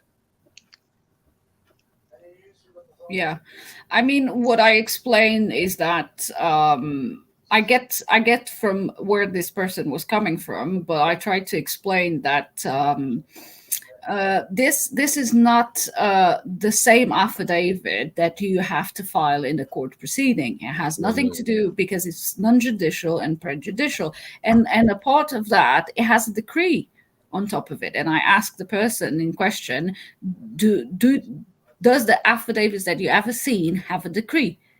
And they went like, oh no, okay, so that's where I'm coming from. So this was a situation created through an agreement that there was no objection to the facts, and after that we have a decree establishing what was the agreement. So, I mean, really, and then they told me this part. That, like, just because someone sends an affidavit, the other part doesn't have to reply to your affidavit unless the judge makes them reply to the affidavit. And I said, again, you are putting things with a judge in the mixture, and I'm explaining that this is outside of a judge. There is no judge, because I am it's a one-on-one dealing. I'm dealing with my matters, so I don't need a third party, a janitor, to come and interfere in my matter, right? There is no disagreement. Yeah. While ever there is no disagreement, there is no need for a judge to be involved. It's a private matter. Exactly. Yeah, it's a private civil matter where someone has made a claim, someone in an office from a company has made a claim, and you are asking for material evidence of that claim. Once it can't be substantiated, you can now use that charge to charge them. That's it. It's simple. You never ever make claims. There's never a reason to make a claim. I've got one simple rule of thumb. I never ever fill anybody's paperwork in unless I'm making a deal and I need to sign something. If I'm buying anything, or if I'm having a deal with somebody, but I never fill anybody's paperwork in. If I create my own paperwork. Yeah, exactly. Soul on a Journey is saying, what they are saying here is that the affidavit is worthless even if you notarize it. Yeah, it was part of the talk I had. Yeah, they were saying that, but yeah. Again, I think that I think in both cases, Carla, right? So accepting the judge's authority. Yeah, exactly. That's meaningless. And having any affidavit notarized is also meaningless. Yeah. That one doesn't make any sense at all. Because let's not forget let's not forget, an affidavit is a legal tool by which the facts are established. Yeah. So to say that is meaningless is well, it's a bit silly, really, in my opinion. Yeah. You know, I think Because you need even in their game, you need, for you to start any proceeding, you need an affidavit.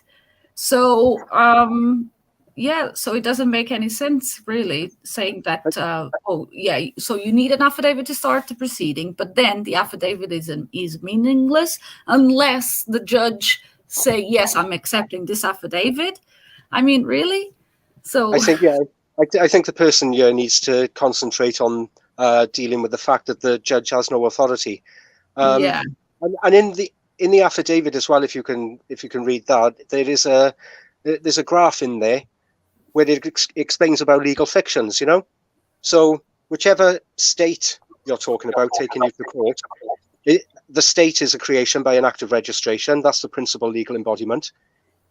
Whatever your name is, that's your principal legal embodiment.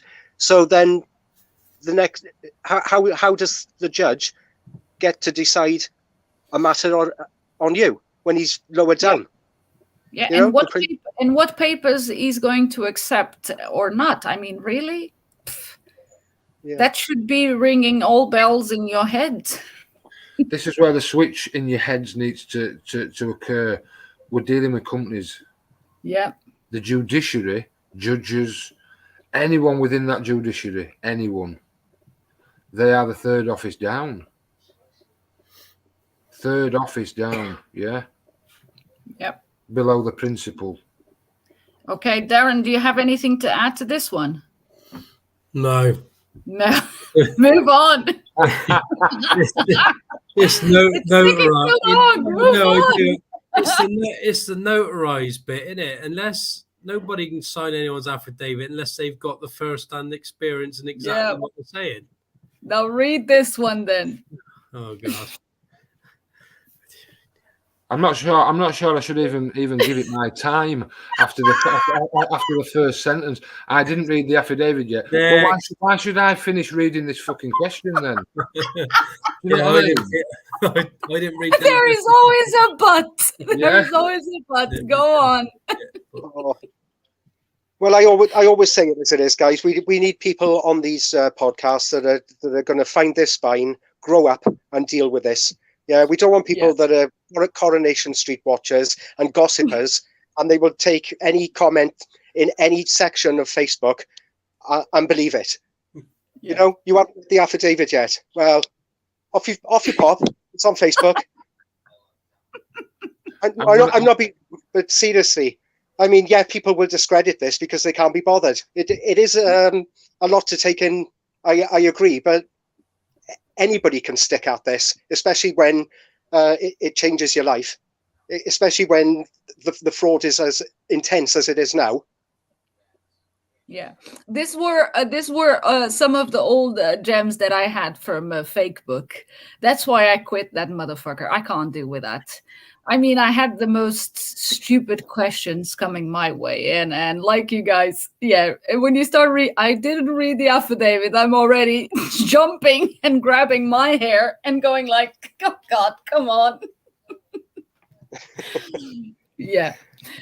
So, we move this one and we don't give it any time of the day, yeah? Well, look, it's contemptuous in itself. It couldn't be bothered to contest it, and this person couldn't be bothered to do the affidavit. So, yeah. To read, yeah. I mean, really. Can I be bothered to give it a sensible answer? Not really. No, not really. You know, read the affidavit and then we'll talk. Yeah, and on another note, if you come by any chance to this video, yes, I posted your question, and this is what you get from it.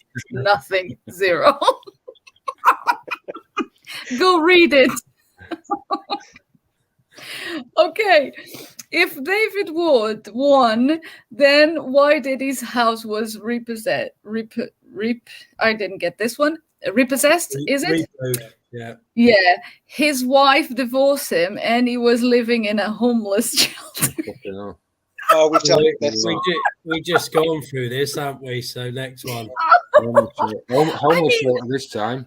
I mean, but this is every single motherfucking time. Why do people focus on this? I don't get it. Yeah, I mean, he created the document that destroys it all. You know, of course they're going to fucking go after him, and he was one man on his own. Correct. Yeah. You know, if he had 10,000 people, you know, doing liens and this, they wouldn't have gone after him. Yeah. It's pretty fucking simple, really. Yeah. I think people will use this to talk themselves out of doing anything. Yeah, I think so. Yeah. And that's why they focus on this one. Yeah. You know, like, oh my God, if this thing happened to him, it's gonna happen to me. Yeah. So no. And never these people have in mind that man, he had an objective. He saw things before we even can see them. And that's why I normally say to people, do you have the motherfucking balls in the spine that he had? Instead of focusing if he was divorced and if he lived in a shelter, do you have the balls to stand his truth like he did?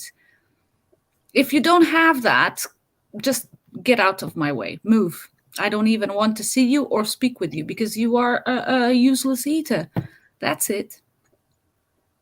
What do you think is going to happen to you anyway? You know, if this carries on, it's going to happen to you as well, whoever wrote this. Yeah.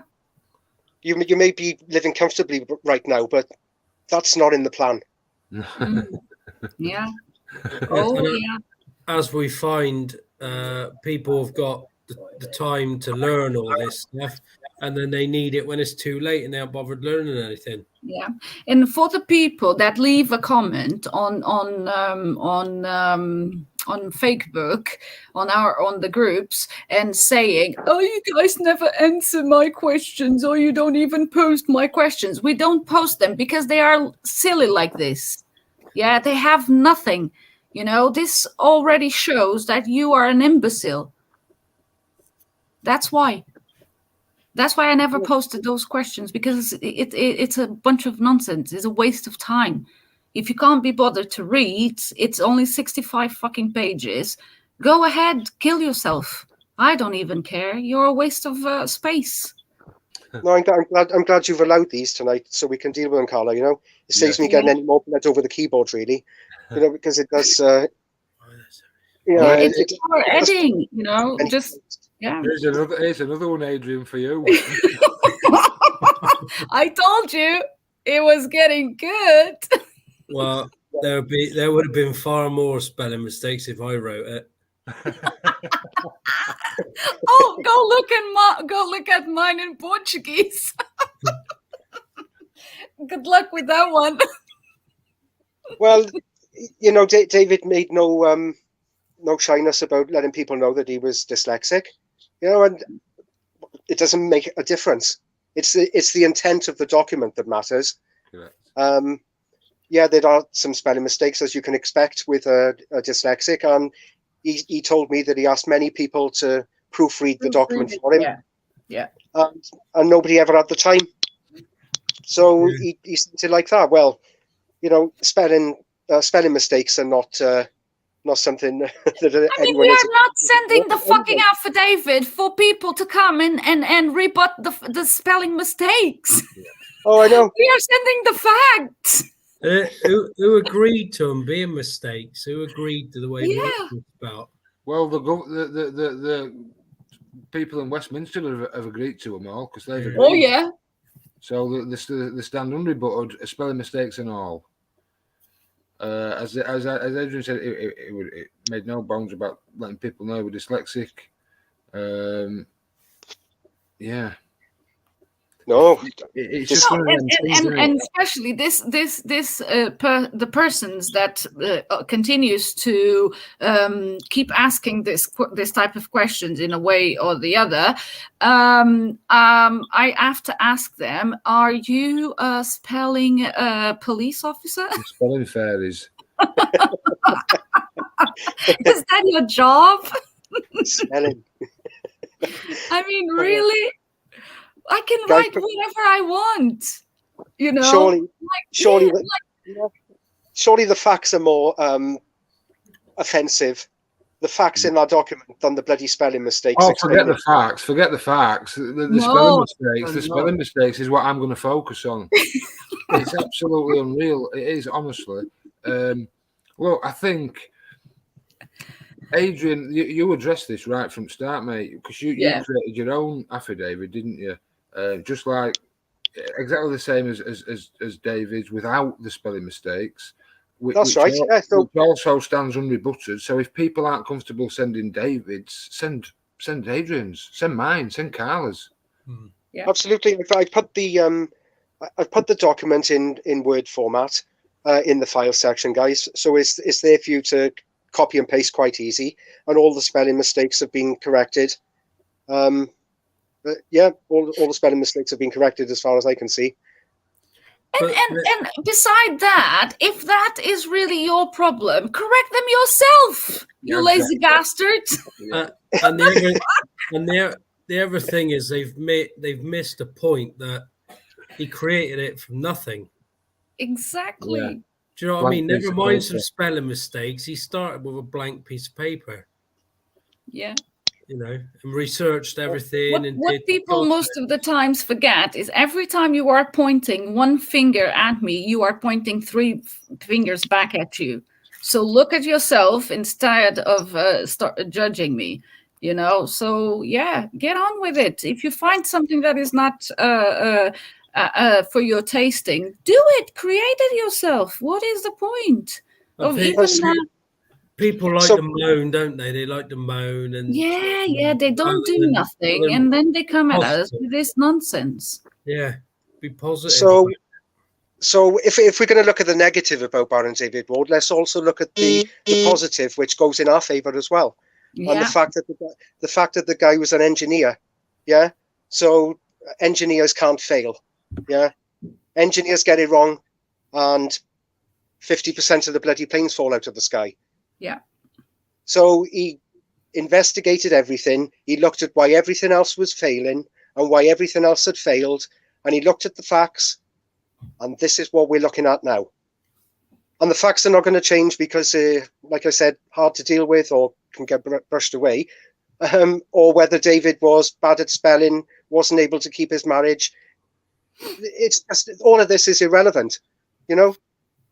So yes, the guy ended his life in a caravan, but he had good people around him, and he's left this foundation for us all, a sacrifice that will only be recognised in time. Yeah, the only headache that he had was because 8 billion at this point, stupid, are still not aware of the facts. So he wasn't worried if he was living in a caravan. He wasn't worried if he didn't had cars or this or that, the same things that you think that you own. No, the only thing that really bothered him is that 8 billion of motherfuckers don't know the facts and still keep feeding the system. That's it, guys. So wake up and smell the coffee, like he used to say. That's it. Yeah. Let's move on. Okay, what's a perfected lien? We got another right. We got a 3-hour podcast answering this. For it to be perfected, it needs to be published. So it's the completed lien.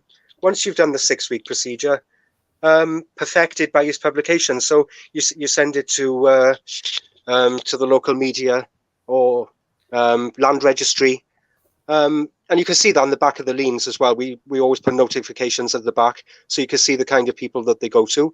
I always copy in the chief constable of my area, and you can publish it online as well. This is what I hope is happening. That's everybody is doing them in the groups, but like I said earlier, they're not obligated to keep their documents there, to publish them there. They can publish them anywhere as long as they're published. Yeah. That's what a perfected lien is. Darren, Scott, anything else? Couldn't have said it better myself. Perfect. Yeah. Let's move. Means, yeah. Can I claim back? Can I claim I give back? you a soft one, and then I drop the bomb again. Well, the income tax that you've paid, you haven't paid it. You've deferred it because there is no money. Let's not forget, there's no money, so you can't pay for anything. You can only defer things. So you're just giving your energy away. So you can't claim back something that didn't exist in the first place. However, you can correct things going forward by not giving no more energy to it. But you've got to understand there is no obligation. There is no claiming back something that don't really exist. It's gone into a big black hole that doesn't exist. Yeah, Darren. I'm still thinking about this one. Okay, Adrian. I mean, no, you can't. They won't give anything back, guys. They're criminals, and they once they've got it, they keep it. Okay, so we can only back charge them for the criminal fraud, and that's what we're doing. Dedicated on the MPs, £15 million per MP. But as for claiming it back, no. Yeah, it's like living in the past, isn't it? Like you realize what's going on. It's time to move on. Like their imaginary system is not for us. We've realized that. Now what are we going to do about it? And like, you're claiming, we're using their cash, so it's all theirs anyway. So we've just been under the illusion that we thought it was ours. Mm-hmm. Yeah. Let's move.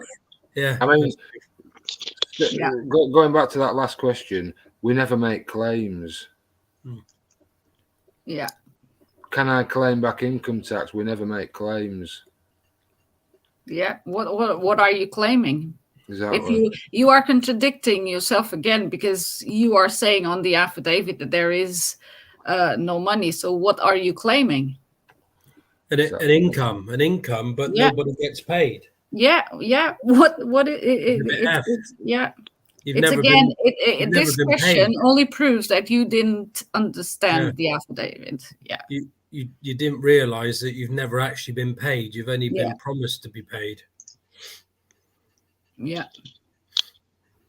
Okay, so the next one is my question, or not so much a question, but rather a statement, is this. Okay, it's a statement, guys. Get ready. If you also pay national insurance as well, that's supposed to be ring-fenced for the NHS, but in reality is just another form of income tax. Health services costs, though. The more so if sponging parasitic twats like you freeload your way through life whilst demanding and enjoying society's every advantage, then you should refuse medical assistance in all circumstances, since you don't appear to pay for them. Oh, gratefully. Happily. I mean, happily. For many years. For many years. Yeah, thank you. Look, all forms of taxation, without exception. I love the part of sponging parasitic twats.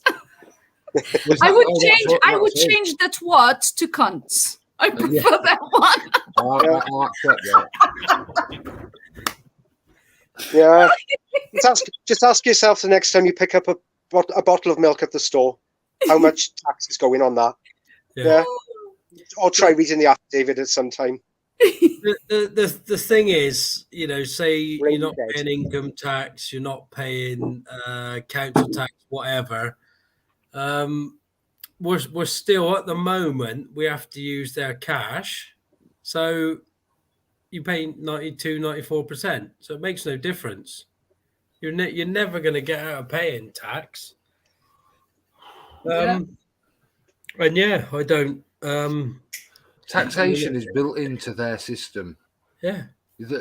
There's nobody Well, who the gets person that out of wrote anything. this to me, I think you forgot to add a statement and an advice. Because he's saying you should refuse medical assistance. Oh, my friend, I don't even want it No. in the first place. So Yeah. Well, all of it. We I can don't all want none of we it. can all, we can all do without all of it. yeah, It's taking responsibility. Do you know what I mean? If the bin don't get emptied, I'm happy to sort that out. I'm You know gonna what I go mean? and do it myself. Listen, If I get ill, we've met enough people on this group and these Zooms, nurses and all sorts of people that we can work it out between us. there are lots of private companies that will come and empty a bin. Yeah. Yeah, the council, people still believe that people who ask daft questions like this still believe that their council empty the bins. Their councils sold off that service to private companies. Private companies now empty most of bins in UK. Well, absolutely. They've got everybody separating everything. They're selling the all the recycled your scraps. Yeah, your scraps Yeah. from the Thank you. kitchen. So don't be they're fooled. selling it. These, 3 companies in the UK are doing that. there we go. And provide making gas out of it. Yeah, they've just done it with the schools. They've turned all the schools into these academies, so they're all now privatised in the hands of private companies making money out of children's education or lack of. Do we want these services? We certainly want change to them because the services have broken, haven't they? Yeah. It's not the men and women necessarily who want more money, want more this, want more that. The services are designed to be broken. They're not services that people want. People don't want a police service that enforces them to do it, to do things at the end of a baton. Yeah. Yeah. People I have a thing to add to this question. They don't want these services, Carla. Yeah, no, I have a thing to add to this question or this statement. If the person that decided to bombard my day this day with all sorts of nonsense, I'm still laughing. Because they get really annoyed when I laugh at this, and I just want to add that I'm still laughing. So good on me. This is how I reply to you and to your dumb as fuck questions. Laughing. Let's move on, guys. It's not over yet. So this is one that I got. HMRC know a fair bit about you even if you try and stay off grid.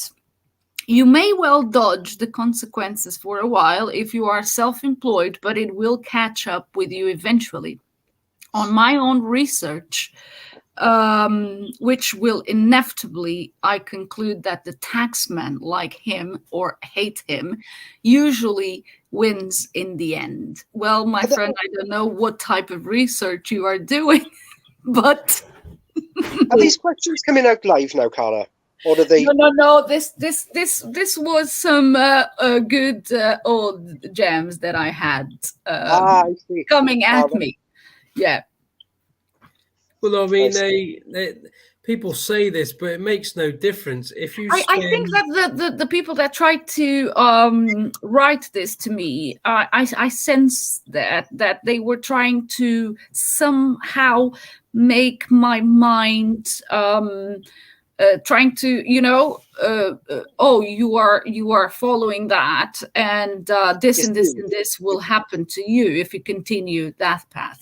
And even if you try to go off grid or something, you cannot be. It's again fear, like Scott said. It's all fear.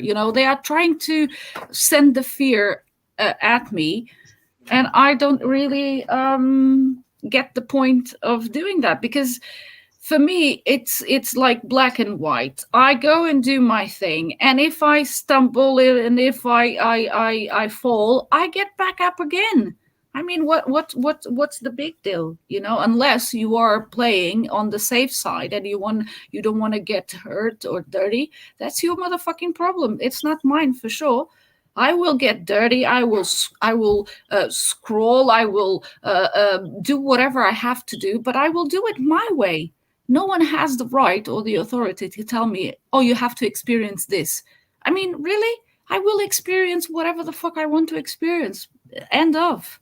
You know? Yeah, absolutely. Yeah. So, well, what do you guys have to say on this one? I would like to meet this tax man. Yeah, me too. Who the fuck is he? That's what I'd like to meet. Who is this tax man? Yeah. Yeah. Yeah, has he got a pair of balls and a spine? I think he's working undercover. I'd like to meet him because if he's a great big piece of paper purporting to be the tax man, then I've got something to say about it. Or that's when he becomes tax officer. Get it right now. Exactly. Yes. You know, it's crazy. People build this bullshit up in the heads, right? Because Yeah, they're constantly bombarded with it all the time. What do they always say? What's that famous saying about death and taxes? Nothing more. Nothing more. Serious as death and taxes. I mean, and really, just fucking pick up the phone, call the HMRC, and ask them a question. Where is the law that states that I have to pay tax? Tell me, where is it? I want to go and read it. It's as simple as that. Yeah. You know, you want me to do the work for you? Go and kill yourself. I mean, really? I don't fucking care. I do my thing because I do my own research, and I went and look at everything, and I couldn't find nowhere that says that anyone in the UK or anyone in the world has to pay tax. Yeah. It's all voluntary. I mean, read the words.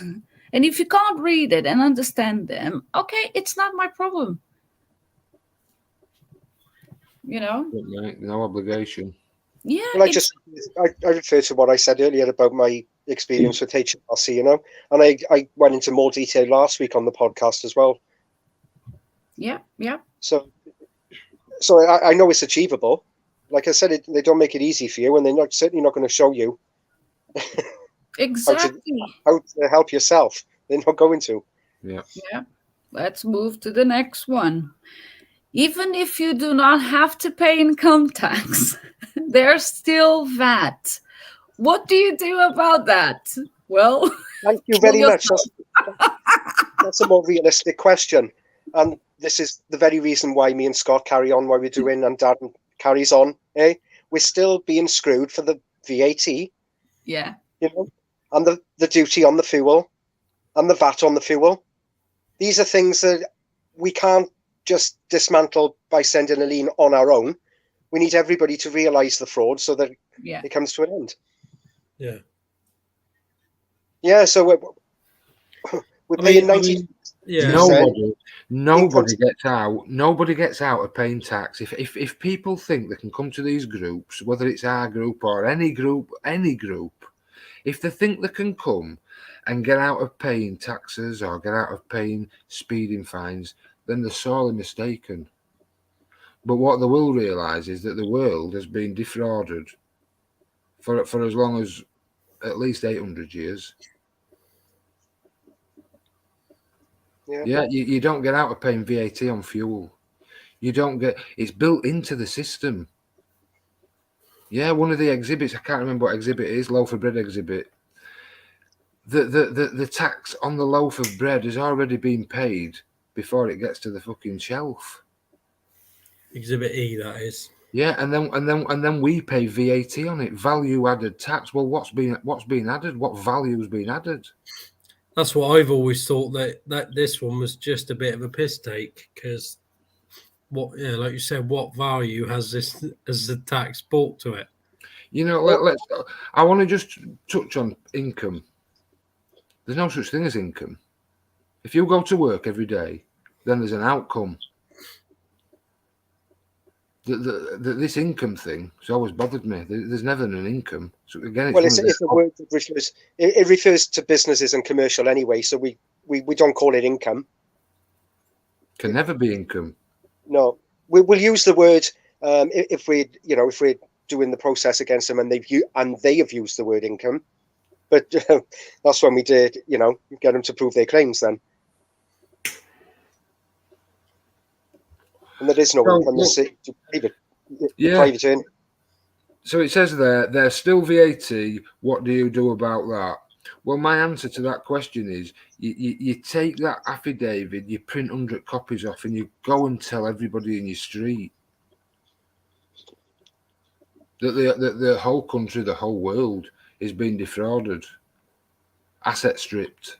Yeah. That's it. And that's how VAT comes to an end. Because you do not get out of paying tax. You can stop paying anything you like. But on certain things, there is VAT. It's built into the system. The people have to realise that they're being defrauded.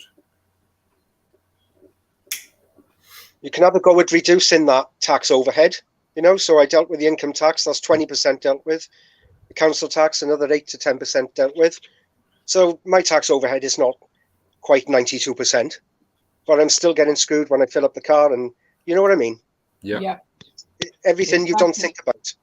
But that loaf of bread starts this journey, guys, on a farm.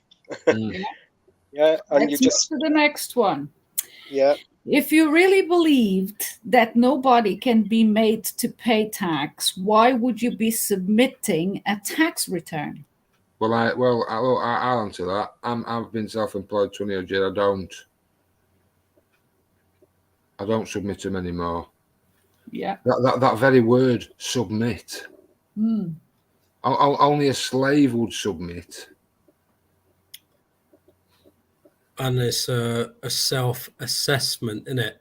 Exactly, mate. Yeah. So you're assessing yourself to pay tax. Well, I got no obligation, so I've made my assessment, and the assessment is there's no obligation to pay tax. Let's not forget, this is a company treating you as an employee, basically. Yeah, absolutely. So yeah, that answers that really. Why would you? If you really believe that nobody, well, exactly. I don't submit. I don't run a limited company. Limited companies are where the evil happens, because all limited companies do is give limited liability to the directors. Yeah. The company can run up bills and fucking create cash, and the director, nobody's held accountable. No, because they hide behind these companies. So yeah, I don't submit. I don't use the NHS. I don't use these services. What services am I using? I don't use the police. I don't use the fire service. I don't use the ambulance service. I'm like nine weeks off work now, and I'm not claiming. In fact, well, after what I've done and brought to the files repository, it would be fraudulent for me to do that now. Yeah. Once you know, you can't take the benefits. Yeah, you can't. From a system that is fleecing you. Yeah, they're moving the whole system into this social credit system. They're getting people used to having free money. Yeah, let's go to the next one. What is the point of writing liens if they can't stop the criminals from being criminals? No amount of paperwork. We've been very clear from the beginning. No amount of paperwork will stop criminals being criminals. Yeah. But what happens? What happens when everyone wakes up to this criminality? Yeah. They're not just being shown the fraud, like I said earlier. They're being shown the redress as well. So we get that it's a double whammy. You need to understand the facts first, and then you have to understand the legal process. But once you know, you should be telling other people, and this spreading. And don't forget, guys, the criminals. So these men and women in these offices, policemen, judges, those criminals are also being fleeced for 92%. Yeah, no one escapes. Yeah. Only the people at the top with the trusts and the foundations stripping assets, removing assets. Yeah. For me, the point is that you have an opportunity that it's presented itself by Baron David Ward of creating a court of records Yes. of your own. So that's my point. I want people to know that criminals are being criminals. Mm. And that's my only way of doing it. And on paper and everywhere I can put the liens. And I have this idea that like the ancient books that last until now, so this work will last for the future generations. That's my point of writing liens. Someone will stumble upon it, someone will read it one day, and they will know. That's it. Absolutely. Yeah, absolutely. Yeah, let's go. Darren, do you have anything to add to this one? No, you covered it. Carry on. Is it on here, the affidavit? As I can't find it in the final section, I understand there is a few typo errors in Baron David Ward's. Does that matter? So Baron David Ward used to say, if I have a fucking pound for every time I have to say it's in the file section, it's in the file section, he would be saying it right now.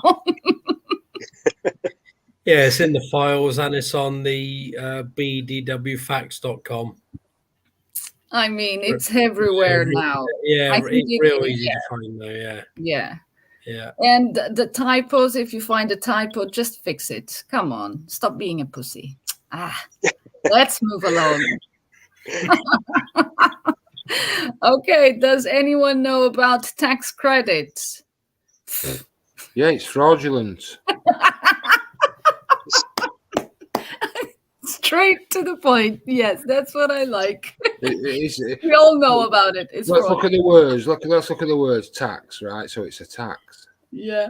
Right. So a tax. What is a tax credit? Right. A tax credit is big companies fleecing the public. So when Tesco takes on, they usually take on single mums, young mums, people who are willing to work for those lower incomes, right? Because then the government will then top up their wage. Yeah. Well, the government tops up nothing because the government has no cash. It's the taxpayer, the men and women, that top it up. So it's a tax benefit for the companies.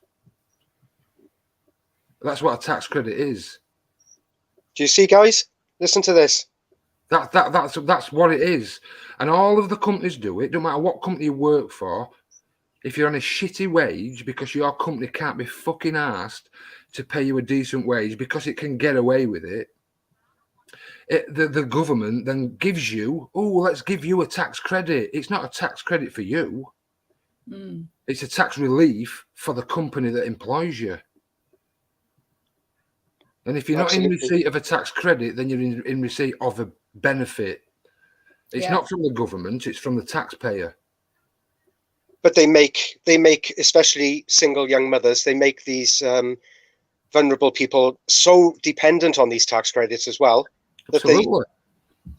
So if anybody says, tax credits is a fraud, like we've just explained to you, they see danger towards perhaps their the amount that they're going to. Yeah, they're all. I mean, mean, who are the people that are in receipt of tax credits? It's the people at the lower end of the scale. Yeah, I've been in receipt of tax credits at certain parts of my life before I understood what were going on. But I stopped all that because I understand what tax credits are now. They're not a fucking credit for me. They're a tax write-off for a company. It's like a drug, you can never get rid of it. because for me, I think this goes back to the school, because they don't teach you to think for yourself and to be creative. So you are only dependent on one source of income. And what I've explained, like with my kids, I've always told them, at least you have to have 3 sources of income. Do not focus yourself on having just one, because you never know what life is going to bring you.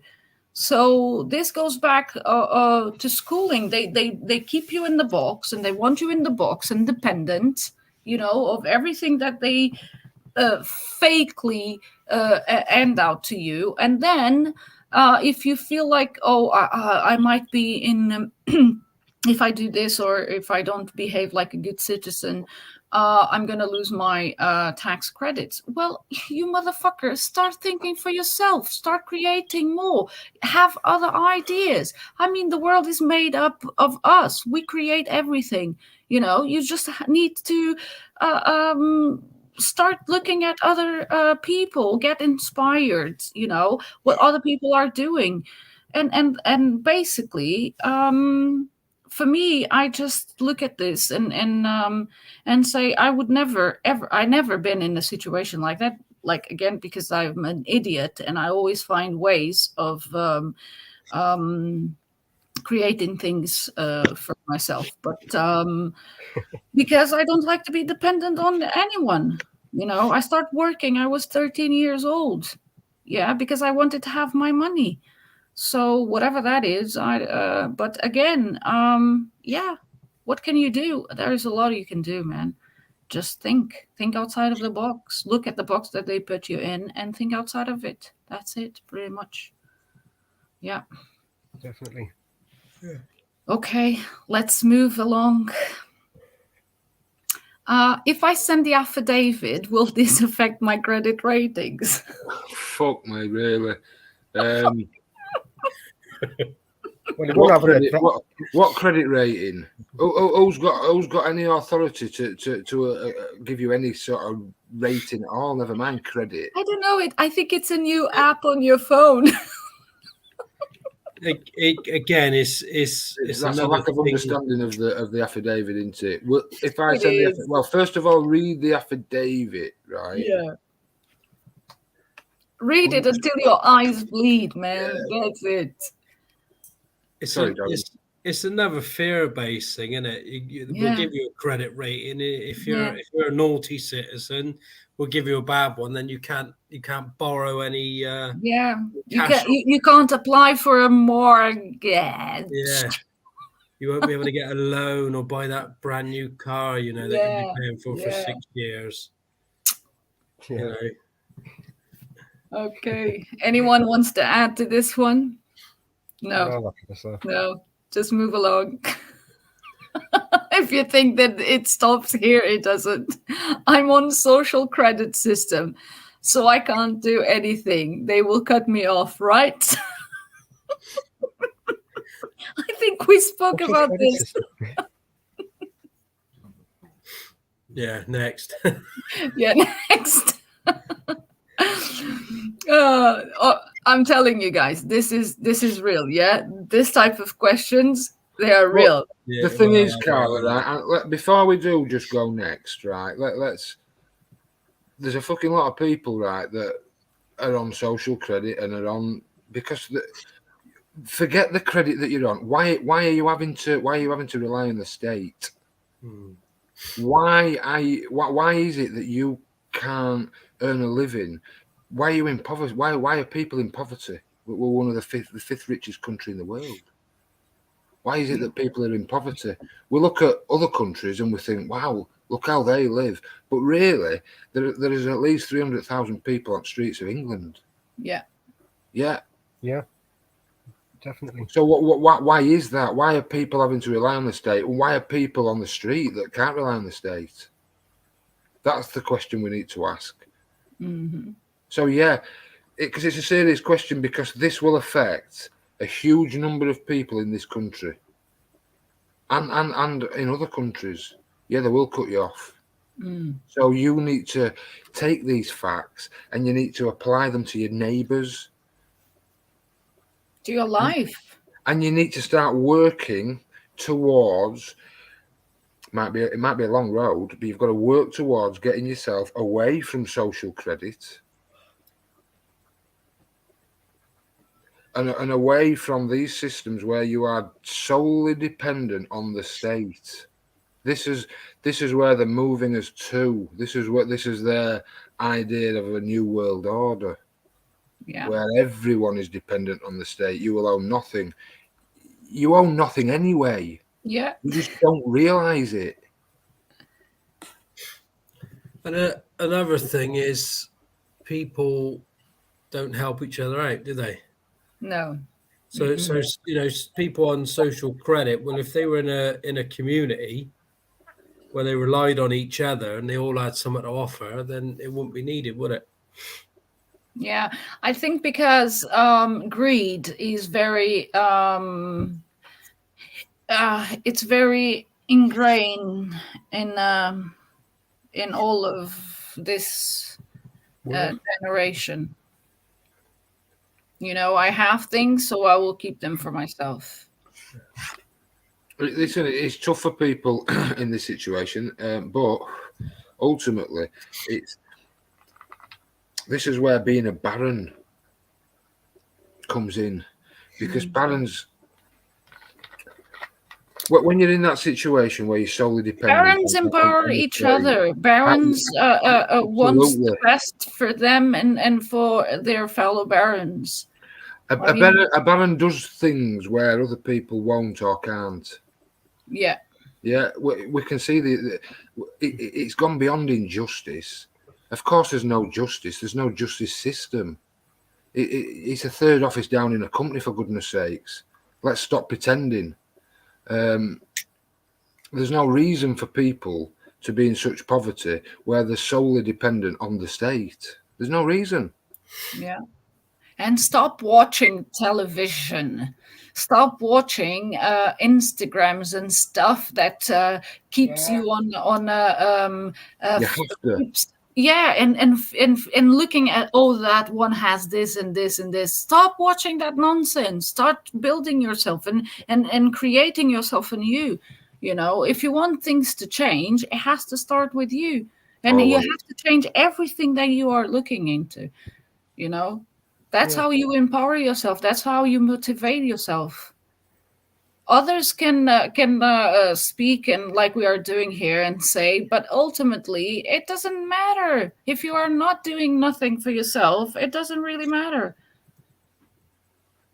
So people that are on social credit, I don't say that all of them are in that situation, but I could say that you are there because you put yourself there.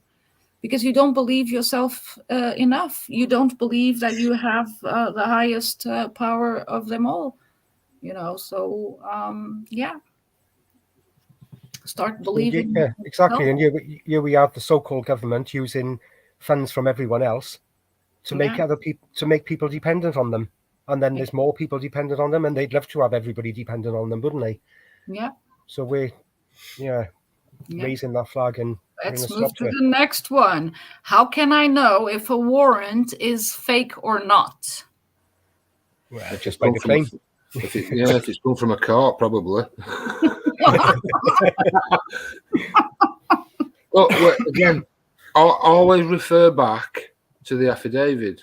How do you know if any document is fake or not? Refer to the Companies Act. Yeah. Well, for me, every document is fake because I didn't create it.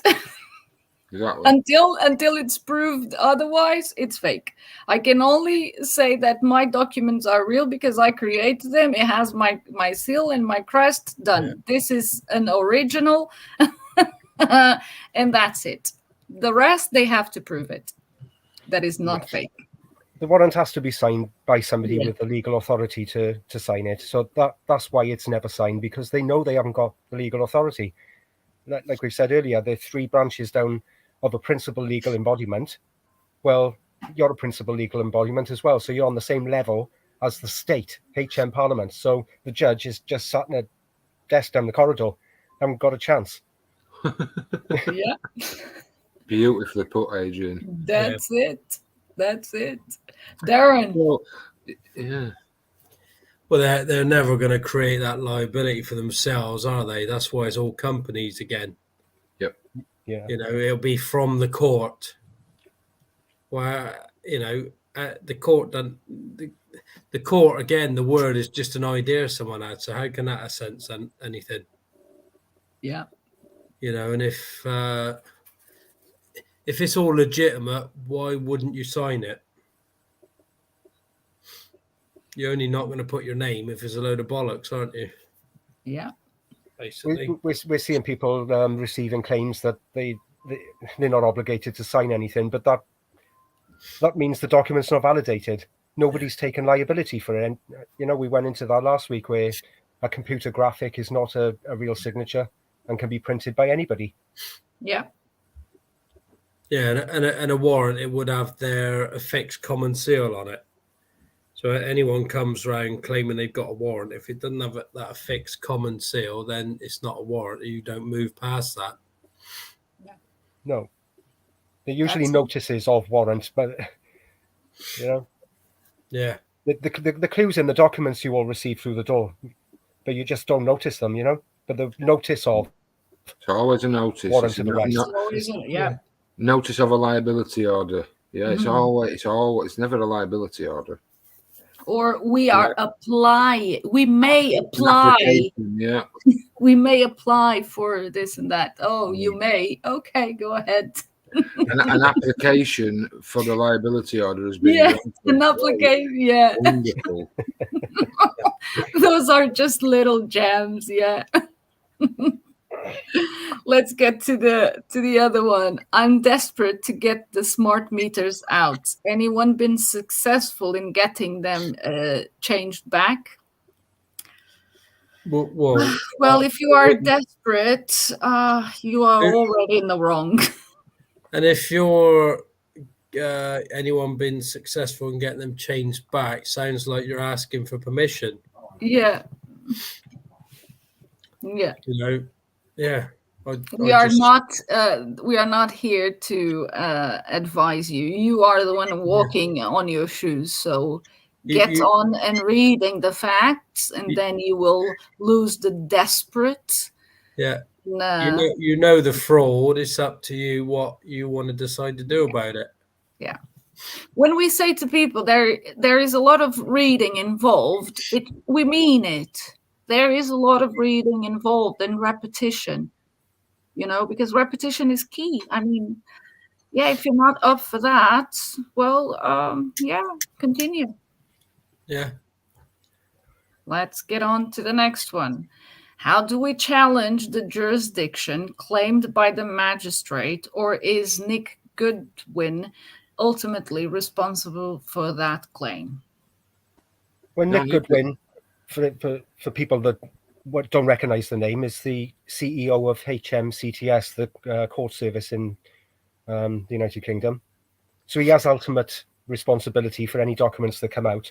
Now, we said last week that some documents have been received and we can't trace the person that's named on there. So the name could be made up. Yeah. Sometimes it'll just have fines officer or from the customer care department, customer care team. They sign it off all different things in all different companies. Do you know what I mean? Mm-hmm. But you're not challenging the jurisdiction of the magistrate. I mean, you shouldn't be challenging that at this stage. You should be reading the document and picking out any claims. Yeah. Yeah. The only thing to challenge are the claims made. Yeah. So jurisdiction's irrelevant. We're gonna deal with it in private. So jurisdiction's irrelevant. We're claiming jurisdiction in the private. And you wouldn't need to challenge it with the affidavit because you've got the material evidence that the judiciary is the third office Just down. make them prove their claims. Yeah. So. Yeah, let's get on to the next one. Are we only allowed to send one lien to one director or CEO per letter of fraud sent to the undersigned? Yeah, I would say, you know, there'll be enough claims in that document because remember, there's 3 elements to each claim. That's a criminal charge in the end. Yeah, the fraud, the malfeasance, and the causing alarm and distress. So you don't want too many anyway. So trying to find more after you've dealt with that document is a bit. On this one, I Not would very go honourable, for the I'd top say. one. Yeah, I would go for the top one. I mean, see, the CEO is above the director, isn't it? It depends. Some companies only have directors, and others will have CEOs then directors. Yeah. Oh yeah, I'm reading the question completely differently now. I'm seeing it as them sending just to one director if there's a company with perhaps 10, and one CEO. Just one director and the CEO. No, you got all of them are responsible. Yeah. I know that's going to be a lot of work if they have got 10 directors, but Mike Watson managed to do it to one of the energy companies, where about 18 of them left. Yeah. 18 directors of SSE, I think it was. Yeah, it was. Yeah. This one. Yeah, done. Scott, do you want to add anything else? Yeah, no, I think, Adrian hit nail on the head. Yeah. Let's go to the next one. Anyone have any problems closing a Scottish Power account down? Well, you never created one in the first place. Yeah. So most of the time I say to people, when you post your questions, read them before you click on send, right? Because you need to pay attention to the words that you are using. I get Eon ring me up, say, we want to discuss your account. So I ain't got an account. So I mean, end of. I ain't got an account. I mean, this is one of the things that we put on our liens. Is one of the claims, right? Yeah, and I should imagine, Darren, you've already got a lien against them, yeah, and an agreement to that effect. No, I just rung them up and said, I've done a bit of research, and you can't provide any energy. Prove me wrong. And then I told them to shut the. I didn't even call it an account, so I said shut whatever you think you've got open. And that's it. I'll get a phone call every once in a while, and they'll say, "Need to talk to you about your account." I said, "There's no account, so it's the end of the conversation." That's it.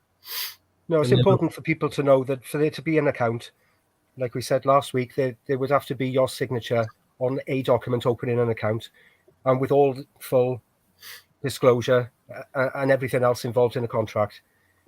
So there is no account. It's just a reference number. Yeah. Yeah. I've never had anything through the door from them. See, so if they send me a letter, I'll do a lien. But I got no material evidence of any fraud. So they just say, "Oh, sorry to bother you," and they put the phone down. Yeah. Let's go to the next one.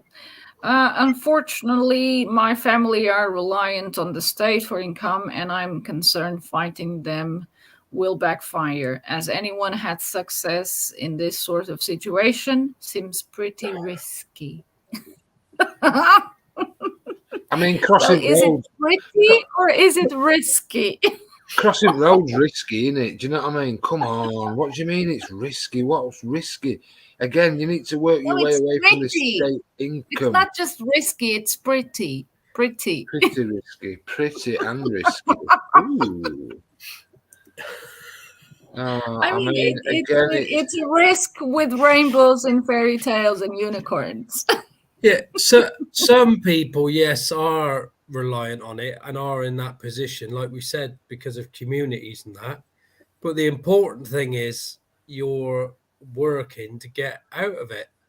Do you know what I mean? Yeah. You can't just go. You cannot open the Pandora box and not expect to get all of the shit show coming after you. I mean, really. Yeah, we fully understand that people can't read this and go, "Oh, that's it, cut all ties," because unfortunately, groceries are still going up, and you do still need their cash to exchange, for groceries and that.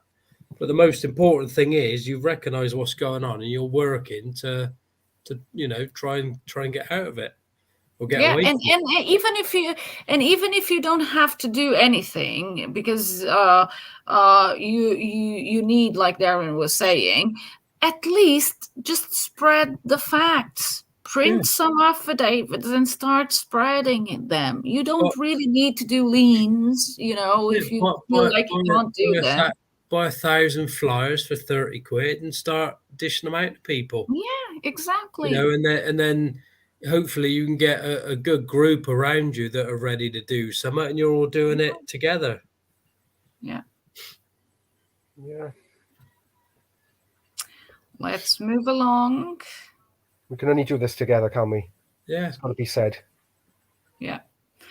I read a post that mentioned if we do a lien wrong, we can go to prison. So that scares me. But what's the chances of that? Well, no chance now, because David did all that, and the fact that he didn't go to prison just proves it works. So there we go. Yeah, and I think that they were referring to one of the Baron David Ward's posts to this one. Yeah, absolutely. Yeah. So you give him the details, Adrian. well, I mean, I think people just need to keep looking over the documents that Baron David Ward produced himself, Yeah. and recognise the language, the language that's used there, and to stick to that. You'll find a lien which is relevant to your situation, but you have to keep the language the same. Yeah, you can't make claims. Yeah, it's very careful not to make reverse claims, and yeah, the language ties them up in knots. So read mine, read Scott's or Darren's, Baron David Ward's, and Mike Watson, Stacey Grace Evans as well, and Anthony Tynan Heath. Recognise those names when you look in the link. They can't read mine. Oh yeah, on yours as well, Carla. But to be honest, I didn't know what to call you then, because your name's changed on Facebook and then you've been taken off. Yeah, don't read mine. Leave a link to yours as well in the comments. They are there somewhere. Well, I mean, if they go and read Mike Watson's, yeah, they have plenty. I think he got them all. It's exciting to see so many people that are writing their own documents now, but it does concern me as well, because like a lot of people lack confidence and they want us to check them over, which is fair enough. I remember asking Baron David Ward to do that with my first one. You know what I mean? And he did. And then when I went with the second one, he said, "You can fuck right off." Yeah. I checked your first one. There was nothing wrong with it. Now get out of my face. You know what you're doing. Yeah. Oh, so so basically that was, yeah, he said, "I'm not going to mark your paperwork every time like a headmaster. What are you, a little child?" Yeah. And that was one of the rare occasions where he made me grow up, basically. Yeah. Yeah. I think we've had 3 or 4 new people start this week writing liens. No, actually, it might be 5. They're doing well. It's really amazing to see, and everyone's helping each other as well. I find, well, there's a couple of new groups that I know of that have started on Facebook, and there's another lien chat group as well, which I found out about. So, wow, it's taken off, guys, and people are seeing it. Yeah, amazing. Yeah. Yeah. Okay, let's go. Right. As regards to council tax, can previous payments or signing up on the register to vote be used against you? No. New evidence has come to light, the affidavit. Absolutely, that's New evidence has come to light, and then present the affidavit. Job done. But no, you didn't when you put yourself on the register. That didn't create a contract. You didn't sign anything, and again, no second signature by anyone either. Yeah. That's it. Let's go to the next one. What does a securitized lien actually do? I am still a bit confused about its purpose. When the person receives it, how does it make their life more difficult? Well, Oh no, that was answered in an entire post, wasn't it, Carla, that one? Yeah, Which is yeah. on, the streamers tonight can find that quite easily on your Yeah. channel, I should imagine. Yeah. Well, I think that if people are looking on making other people's life more difficult, you're not going to get that satisfaction. I mean, making the other party aware of the facts, that's ultimately what we are doing. So, yeah, that's what a securitized lien actually does. And you are closing that in a 6-week process. And they will be surety to those facts. Yeah, Absolutely. And there's an agreed debt. There's a legal agreement as to what the facts are. The facts have been presented. The fraud against you has been expressed. So there's been an opportunity to resolve. Then there's been a default notice given because they defaulted in that. So they stand as a surety for a security. A securitized lien is different to a lien, as Carla rightly said earlier. Yeah, that's it. Let's go and move. How does one collect on these liens? I've never heard it happen. Well, my friend, neither did us. That's where we are probably going to see, or probably not, for the third or fourth or fifth wave of us of being in contact with the facts. Who knows, right? Right, yeah. Yeah, it's out there. So if any of you clever boys and girls want to deep dive in the facts and all there is documented and what can be done next, here's your opportunity to do so. So Scott mentioned as well, Peter of England created a bank. So we don't need a bank. These are legal agreements. We don't need a bank license because these are legal agreements. There's no fraud can be committed on these documents. That's why no license is required. But he didn't incorporate the BACS and BICS online system into the bank that he created an agreement. So that's where he failed, really, the people and the mission. So that's where we are, and anything's possible in life, you know. Everything's bloody man-made, isn't there? So just needs the right person with the right amount of courage to get. Darren and Scott, do you want to add something to this one? Yeah, well, like you said, you know, David was 10 years ahead of everybody, wasn't he? Yeah.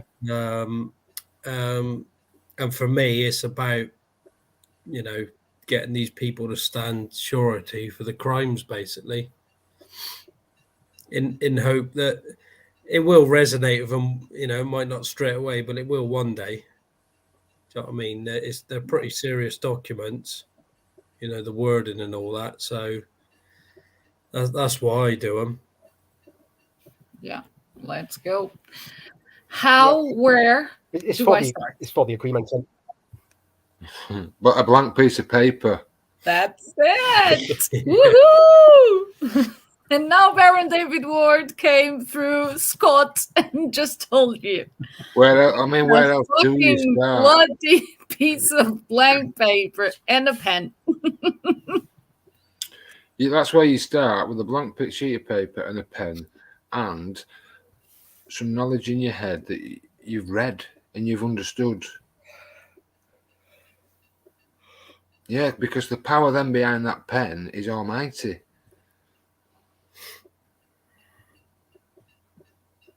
You get to set the terms and conditions. Yeah. Adrian, do you want to add something? Well, yeah, I mean, I suppose if they mean where do you start with writing something down, then the only way to get that knowledge is to read. Yeah, so that's what I mean when I say go to the file section, when we all say read the documents. It's not going to go in any other way. We can't stick a USB stick into your head. Just need to read and read, and you will become that good. fairly quickly, depending on, you know, how many of them you read. Like, Yeah. That's it. But and Next one. it also it'll start with a letter coming through the door, and you thinking, "Fucking hell, they want more out of me." Yeah. You know, and you've had enough, basically. Yeah. So how do we seize the harassment from the energy broker to stop the home visits? So is this would this be to check the meters, read the meters? Yeah, probably. Well, the last time we had one round, Meg just said, "No, we don't need that. That's all right," and she shut the door, and that was it. Yeah. yeah, You know what I mean? You're under no obligation to engage with these people. Or None whatsoever. If someone knocks at the door, you don't have to answer. But if you do answer, am I obligated to talk to you? No. Right. Well, goodbye then. That's it. Bye-bye. Yeah. Done. People are under a spell, this social compliance spell. Anyone that looks anything like authority, they become all compliant. You've got a right not to answer your front door. You've got a right not to answer your phone. Yeah. Yeah, you've also got the right to redress to anyone making fraudulent claims on you. But only you can do it. Only you know, you can come to these groups and I can explain something to you and you won't get it. Adrian can explain, you won't get it. So the only way really for you to do it is to read and read and read. And that's the best place to start. The affidavit is the best place to start.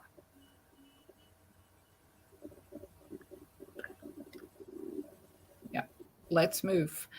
I'm doing affidavit for court of appeal in a family case. Has anyone ever done this?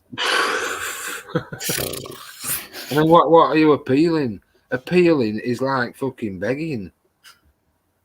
in a family case. So, in a family case, in a family court, where there is no family court, there is no family case. They're just imposters into your life. Yeah. The affidavit proves that they've got no authority. I mean, send the affidavit and make a special note to the 12 presumptions of law, man. Yeah. That's it. But this is a very situation for people, isn't it? It depends what situation, but in the family cases, if you're going to use this affidavit, you really got to know what you're doing. Yeah. You really do, especially if there's kids involved. You know, you got to know these facts and stick by them no matter what. You know, they got no authority. End of. That's it. When there's kids involved, tensions are high. Yeah. Emotions are fraught, and you tend to do as you're told to get your kids back. So it is difficult. Yeah. But ultimately, these courts, these places are places of business. Yeah. There's a transaction taking place. But this is what we tell people. You may not need this now, so now's the good time to learn this. Yeah. You know, when you're desperate and you've got to cram so much stuff in the space of weeks, it just can't be done. People need to learn this when they're not desperate. It takes time. It takes time. Yeah. You've got to read something and you might need to think about it for a week for it to really go in and, really comprehend it. Yeah. And we can't say anything about it because I have no first-hand knowledge in this matter. So I do appreciate the the emotions involved in a family case in comments. Like, yeah, definitely. There's a lot to lose, and they do take kids away. Mm-hmm. Yeah. Now we can only show you what the facts are, guys. It's up to you whether you act on your own power once you've shown all this. Yeah. True. Let's move on. Do I need the crest and seal to send a lien? If so, how do I get it, please? I think we touched this on the last podcast, but yeah, here we go again. Yes, you do. And break out the crayons. Yeah. Get creative. Don't go online looking for your family crest. Someone else created that. Create something new. Doesn't have to be one of these expensive applications. You can get. There's lots of places online. You can go for free. Yeah. And if you reach out to people in the groups, there is a lot of people already helping out to go with you on the Canva, so you can understand how you can create one. So go and have a look and reach out to people to give you some guidance in there, and maybe you will find it's fun. Yeah. Let's move on. And we have 5 more to go, guys. We are almost finishing. Can you please direct me to where the process is to start a letter asking for deeds of assignment? Well, that depends on who. I mean, obviously, asking for deeds of assignment, that's assuming that there's a third party involved. Yeah. Because how the process works, let's say the council tax. So they've now got a bailiff involved, sent a bailiff to your door. Well, the council believe they've got authority from the warrant from the court. They now have to give that authority to the third party through the deed of assignment. But again, you can bypass all this because the deed of, if there's a claim of a deed of assignment, it's definitely not signed. Yeah. So just deal with what's in front of you. And it'll be a letter through the door, no doubt. And deal with that. That's all you can deal with. It's full of claims already. You can pick them up and yeah. Instead of asking for the deeds of assignment, you must be in possession of something from them already. So strip the claims out of that instead. Yeah. Yeah. You know, they wouldn't have mentioned any deeds of assignment. So just go for what they've said and attack what they've said. That's the beauty. Nobody's ever done that before. Yeah. We've always asked for things and made claims. And applied. Yeah. But now we're just turning the mirror. He who makes the claim, you are making claims under an act or a statute. So present the material evidence of your authority. Yeah, that's it. Let's go. Okay, so everyone here is all over creating a lien, but does anyone actually know what they are doing? As a matter of fact, I don't. I'm just playing with letters in a piece of paper. Well, I've personally done 180. You know, there are like I said earlier, 2,700. You like to play a lot with letters, Adrian. Do you really know what are you doing? No, I still don't know. No, but seriously, you know, there's a good 350 people now, members and admin of the groups that know what they're doing, that have published liens. So, yeah, the amount of people that know what they're doing is certainly growing exponentially. Yeah, when we're on the lien Zooms, you know, there's usually at least 4 or 5 people that really know what they're doing. So there's plenty of help for people. Yeah, perhaps the person that asked this question, you can start trying to do one, and you will know if the others are the others they are doing are knowing or not. Yeah.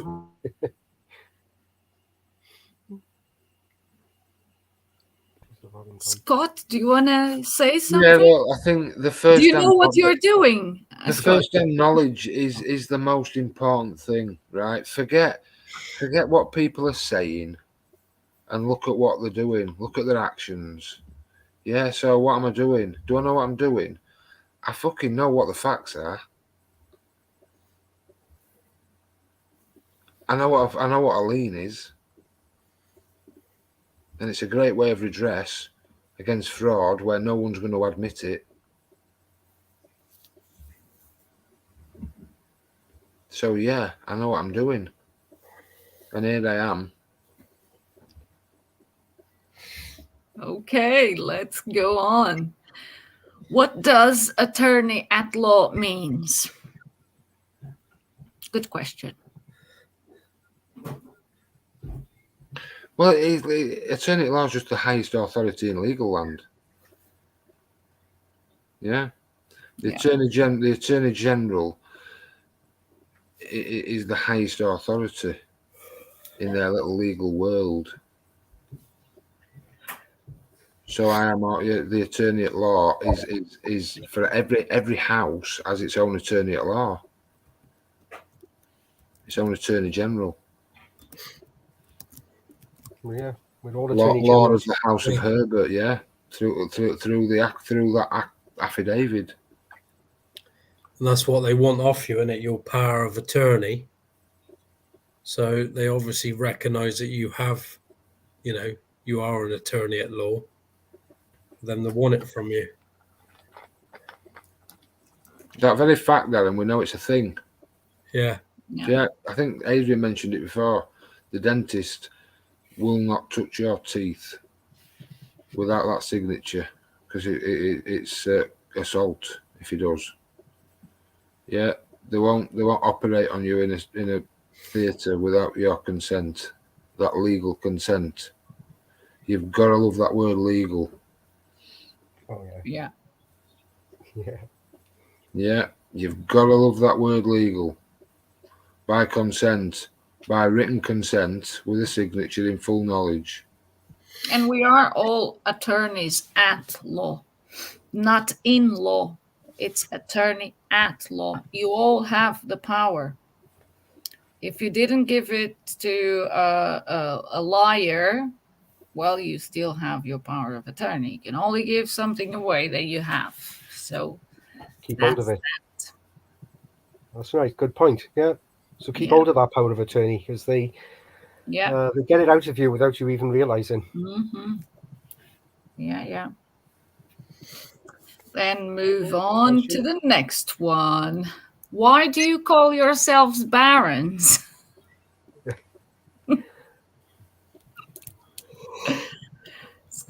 Baron Scott. Oh, man, there's a massive post about this baron. Again, it's down to the words. The words have been subverted. And baron, the everything in the system is a title.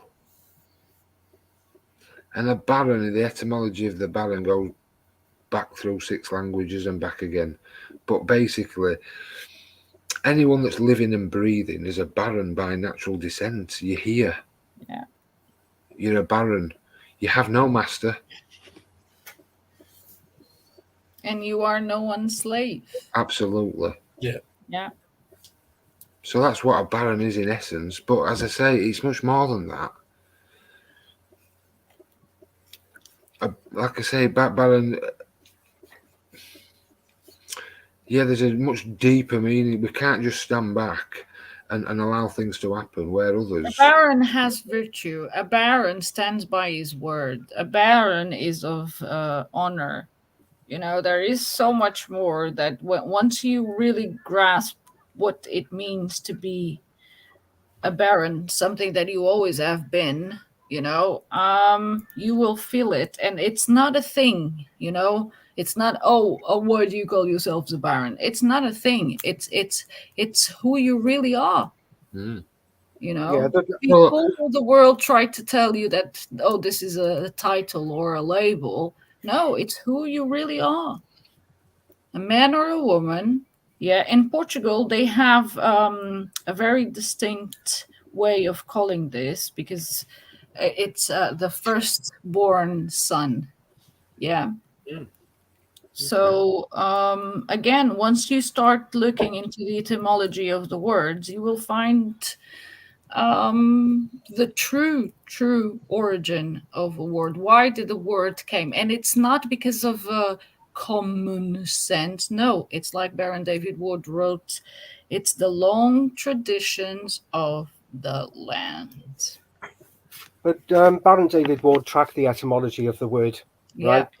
Baron through 6 or 7 languages before he came back to the Latin. And, well, the English for the Latin is barrowman. Mm-hmm. So then you say to yourself, what the hell's a barrowman?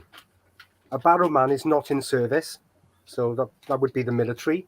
Mm-hmm. A barrowman is not a paid servant to another. A barrowman is not indentured to another by agreement. So that would be someone like an apprentice. A barrowman is not in service by way of an oath, mm-hmm. like the monarch. A barrowman is not a slave. A barrowman has no master. A baron by natural descent is the highest status on the planet. Superior to a monarch, as a monarch is a servant by choice and the oath. So this is why the barons in 1215 didn't lose their heads. They were the masters. The servant was the monarch, and it's all been twisted round to today's way of things. Yeah. But that's the true meaning of the word baron, and it's been subverted to that just of a company boy. Absolutely. Yeah. So when are you gonna become what you truly are? Mm. Yeah. So look, the baron, we call ourselves baron on paper, but you've got to transcend beyond the word and really become what a baron really truly represents and means. All of those things are virtuous, really. You're self-governing. There's no one to rebel against. Barons have no masters to rebel against. Correct. So know thyself first, guys, because this, for me, was when Baron David Ward said, a baron is of valour, and a baron's heart only knows virtue. Yes. He defends the helpless. A baron's might upholds the weak. A baron's words speak only truth. And a baron's wrath undoes the wicked. So, hell to the yes to that one. Calling all barons, basically, to undo this wickedness. Yeah. Yeah, don't get lost in that word, because it's a word, not a title. Let's get along to the next one. Okay, I sent the unaltered affidavit and a copy of PCN to the parking service manager at the council via email. Their reply: that my email does not classify as a formal representation to the PCN, and if I wish to challenge it, I have to follow their instructions on the back of the PCN. Any suggestions on how should I reply? Go read the affidavit, Exhibit B. Yeah, that's got an entire exhibit dedicated to that. Yeah. The outcome should be exactly the same. To make these questions, I mean, really, guys, now you have a 3-hour podcast. Here just on this, so don't bother to go on the groups and continue to put this question there, because move. Well, clearly, right from the first part of it, I sent the unaltered affidavit and a copy of the PCN. What was the purpose? What were you trying to achieve by sending those 2 documents? Yeah. The affidavit is to establish the facts between you and the recipient, and then what? Sending them a copy of the PCN for what purpose? Yeah, I mean, if you didn't grasp by their reply what they are telling you here, what suggestions could you be expecting us to say? We don't give suggestions. We've said this before as why we don't use their paperwork, because they'd never create anything that would enable you to have any success. Yeah. No. So what's the point in getting involved in it, in the first place? They've sent you a letter. You know that they've got no authority to do that, so you create the paperwork to follow. Yeah. And who does not classify? Who gave this reply that said that doesn't classify as a formal representation? Who is the man or woman that is saying this? I mean, really? No.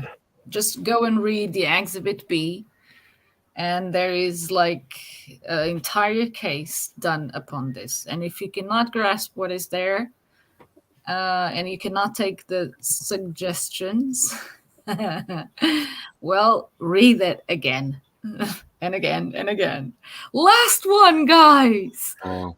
I was curious if anyone has ever perfected a claim via private administrative process, aka commercial lien, but with a private party, not a purported authority. So man versus man using acts and statutes. Is that what we're saying? A commercial lien via a private administrative process with a private party. Well, I suppose mean, this we could only be, deal with claimants, so I yeah, I suppose this could be like somebody that's renting that's got a problem with his landlord. Perhaps that's what I'm thinking. Well, you'd go after the landlord's company, though, wouldn't you? Yeah. Because it's the company ultimately. But I didn't get it. Has ever perfected a claim? Perfected a claim? Yeah. How can you perfect a claim? We So only deal with we don't make claimants. claims, so we perfect a lien, not a claim. Yeah, Let's we only be deal with absolutely clear on claimants. that. Yeah. The claims have been made in the affidavit, and as this stands unrebutted, that it remains on the rec. That's it. It's a done deal. And I don't get it. If it's via a private administrative process. Yeah, exactly. Yeah, well, yeah. I mean, what we're doing is a private administrative process in effect, which is what, commercial lien. Yeah, it is a private prosecution, isn't it? For all of the want of words, really. Yeah, but with a private party, I mean, look, if another man tried claiming authority over me using an act or a statute, he's in trouble, really. Yeah. So, look, commercial liens only really exist in their world. Yeah. Yeah. Can't use them against other men. You can go after men in their office.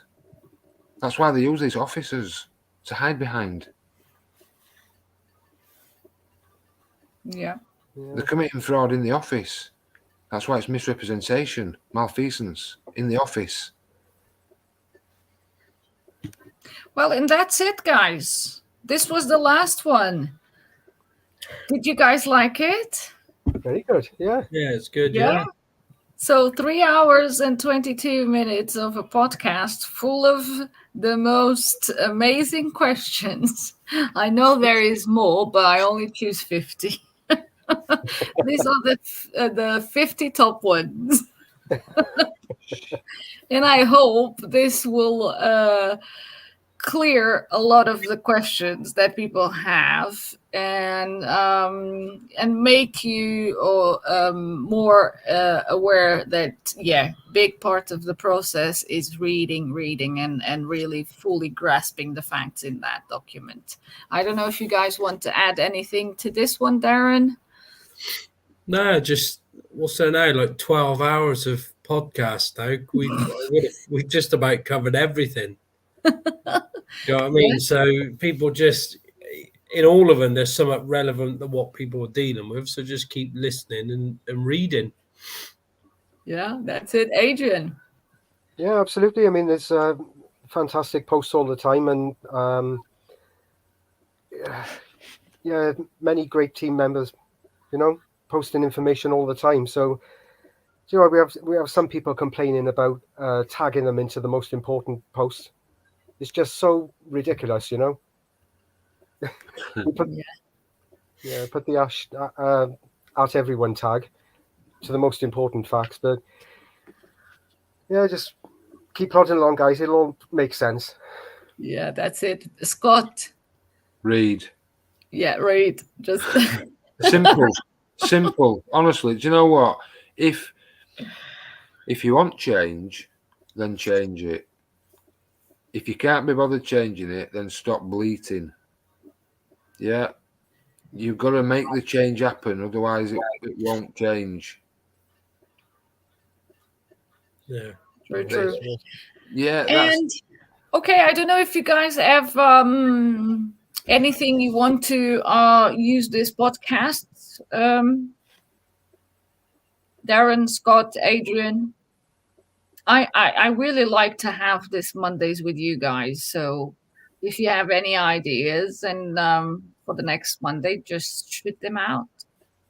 Yeah, sure. Yeah. Yeah, we keep on, we go. Yeah. Okay, I will find the theme. I will find the theme. Or if you guys want to touch on anything, just send me a message, and we will be here on the next Monday. Then, do we have a meeting? We have a date. That's a day. We have a date. Okay, guys, it was lovely to be with you here. I think it was like super duper amazing. Thank you all that's been with us so far, and for the people that have been watching and leaving their comments. Yes, this is the full members of this podcast, and I don't know, I will leave this out in there. If any of you want to bring anyone to the next Monday, I think it would be great as well to see other people's I don't know, any other member or admin in the groups that can be with us here on the Mondays. That would be fantastic as well. And with that, I say to you all, see you all next Monday, and thank you guys for joining in, and bye-bye. See you on the other side. Bye. Thanks, guys. Bye for now. Bye for now.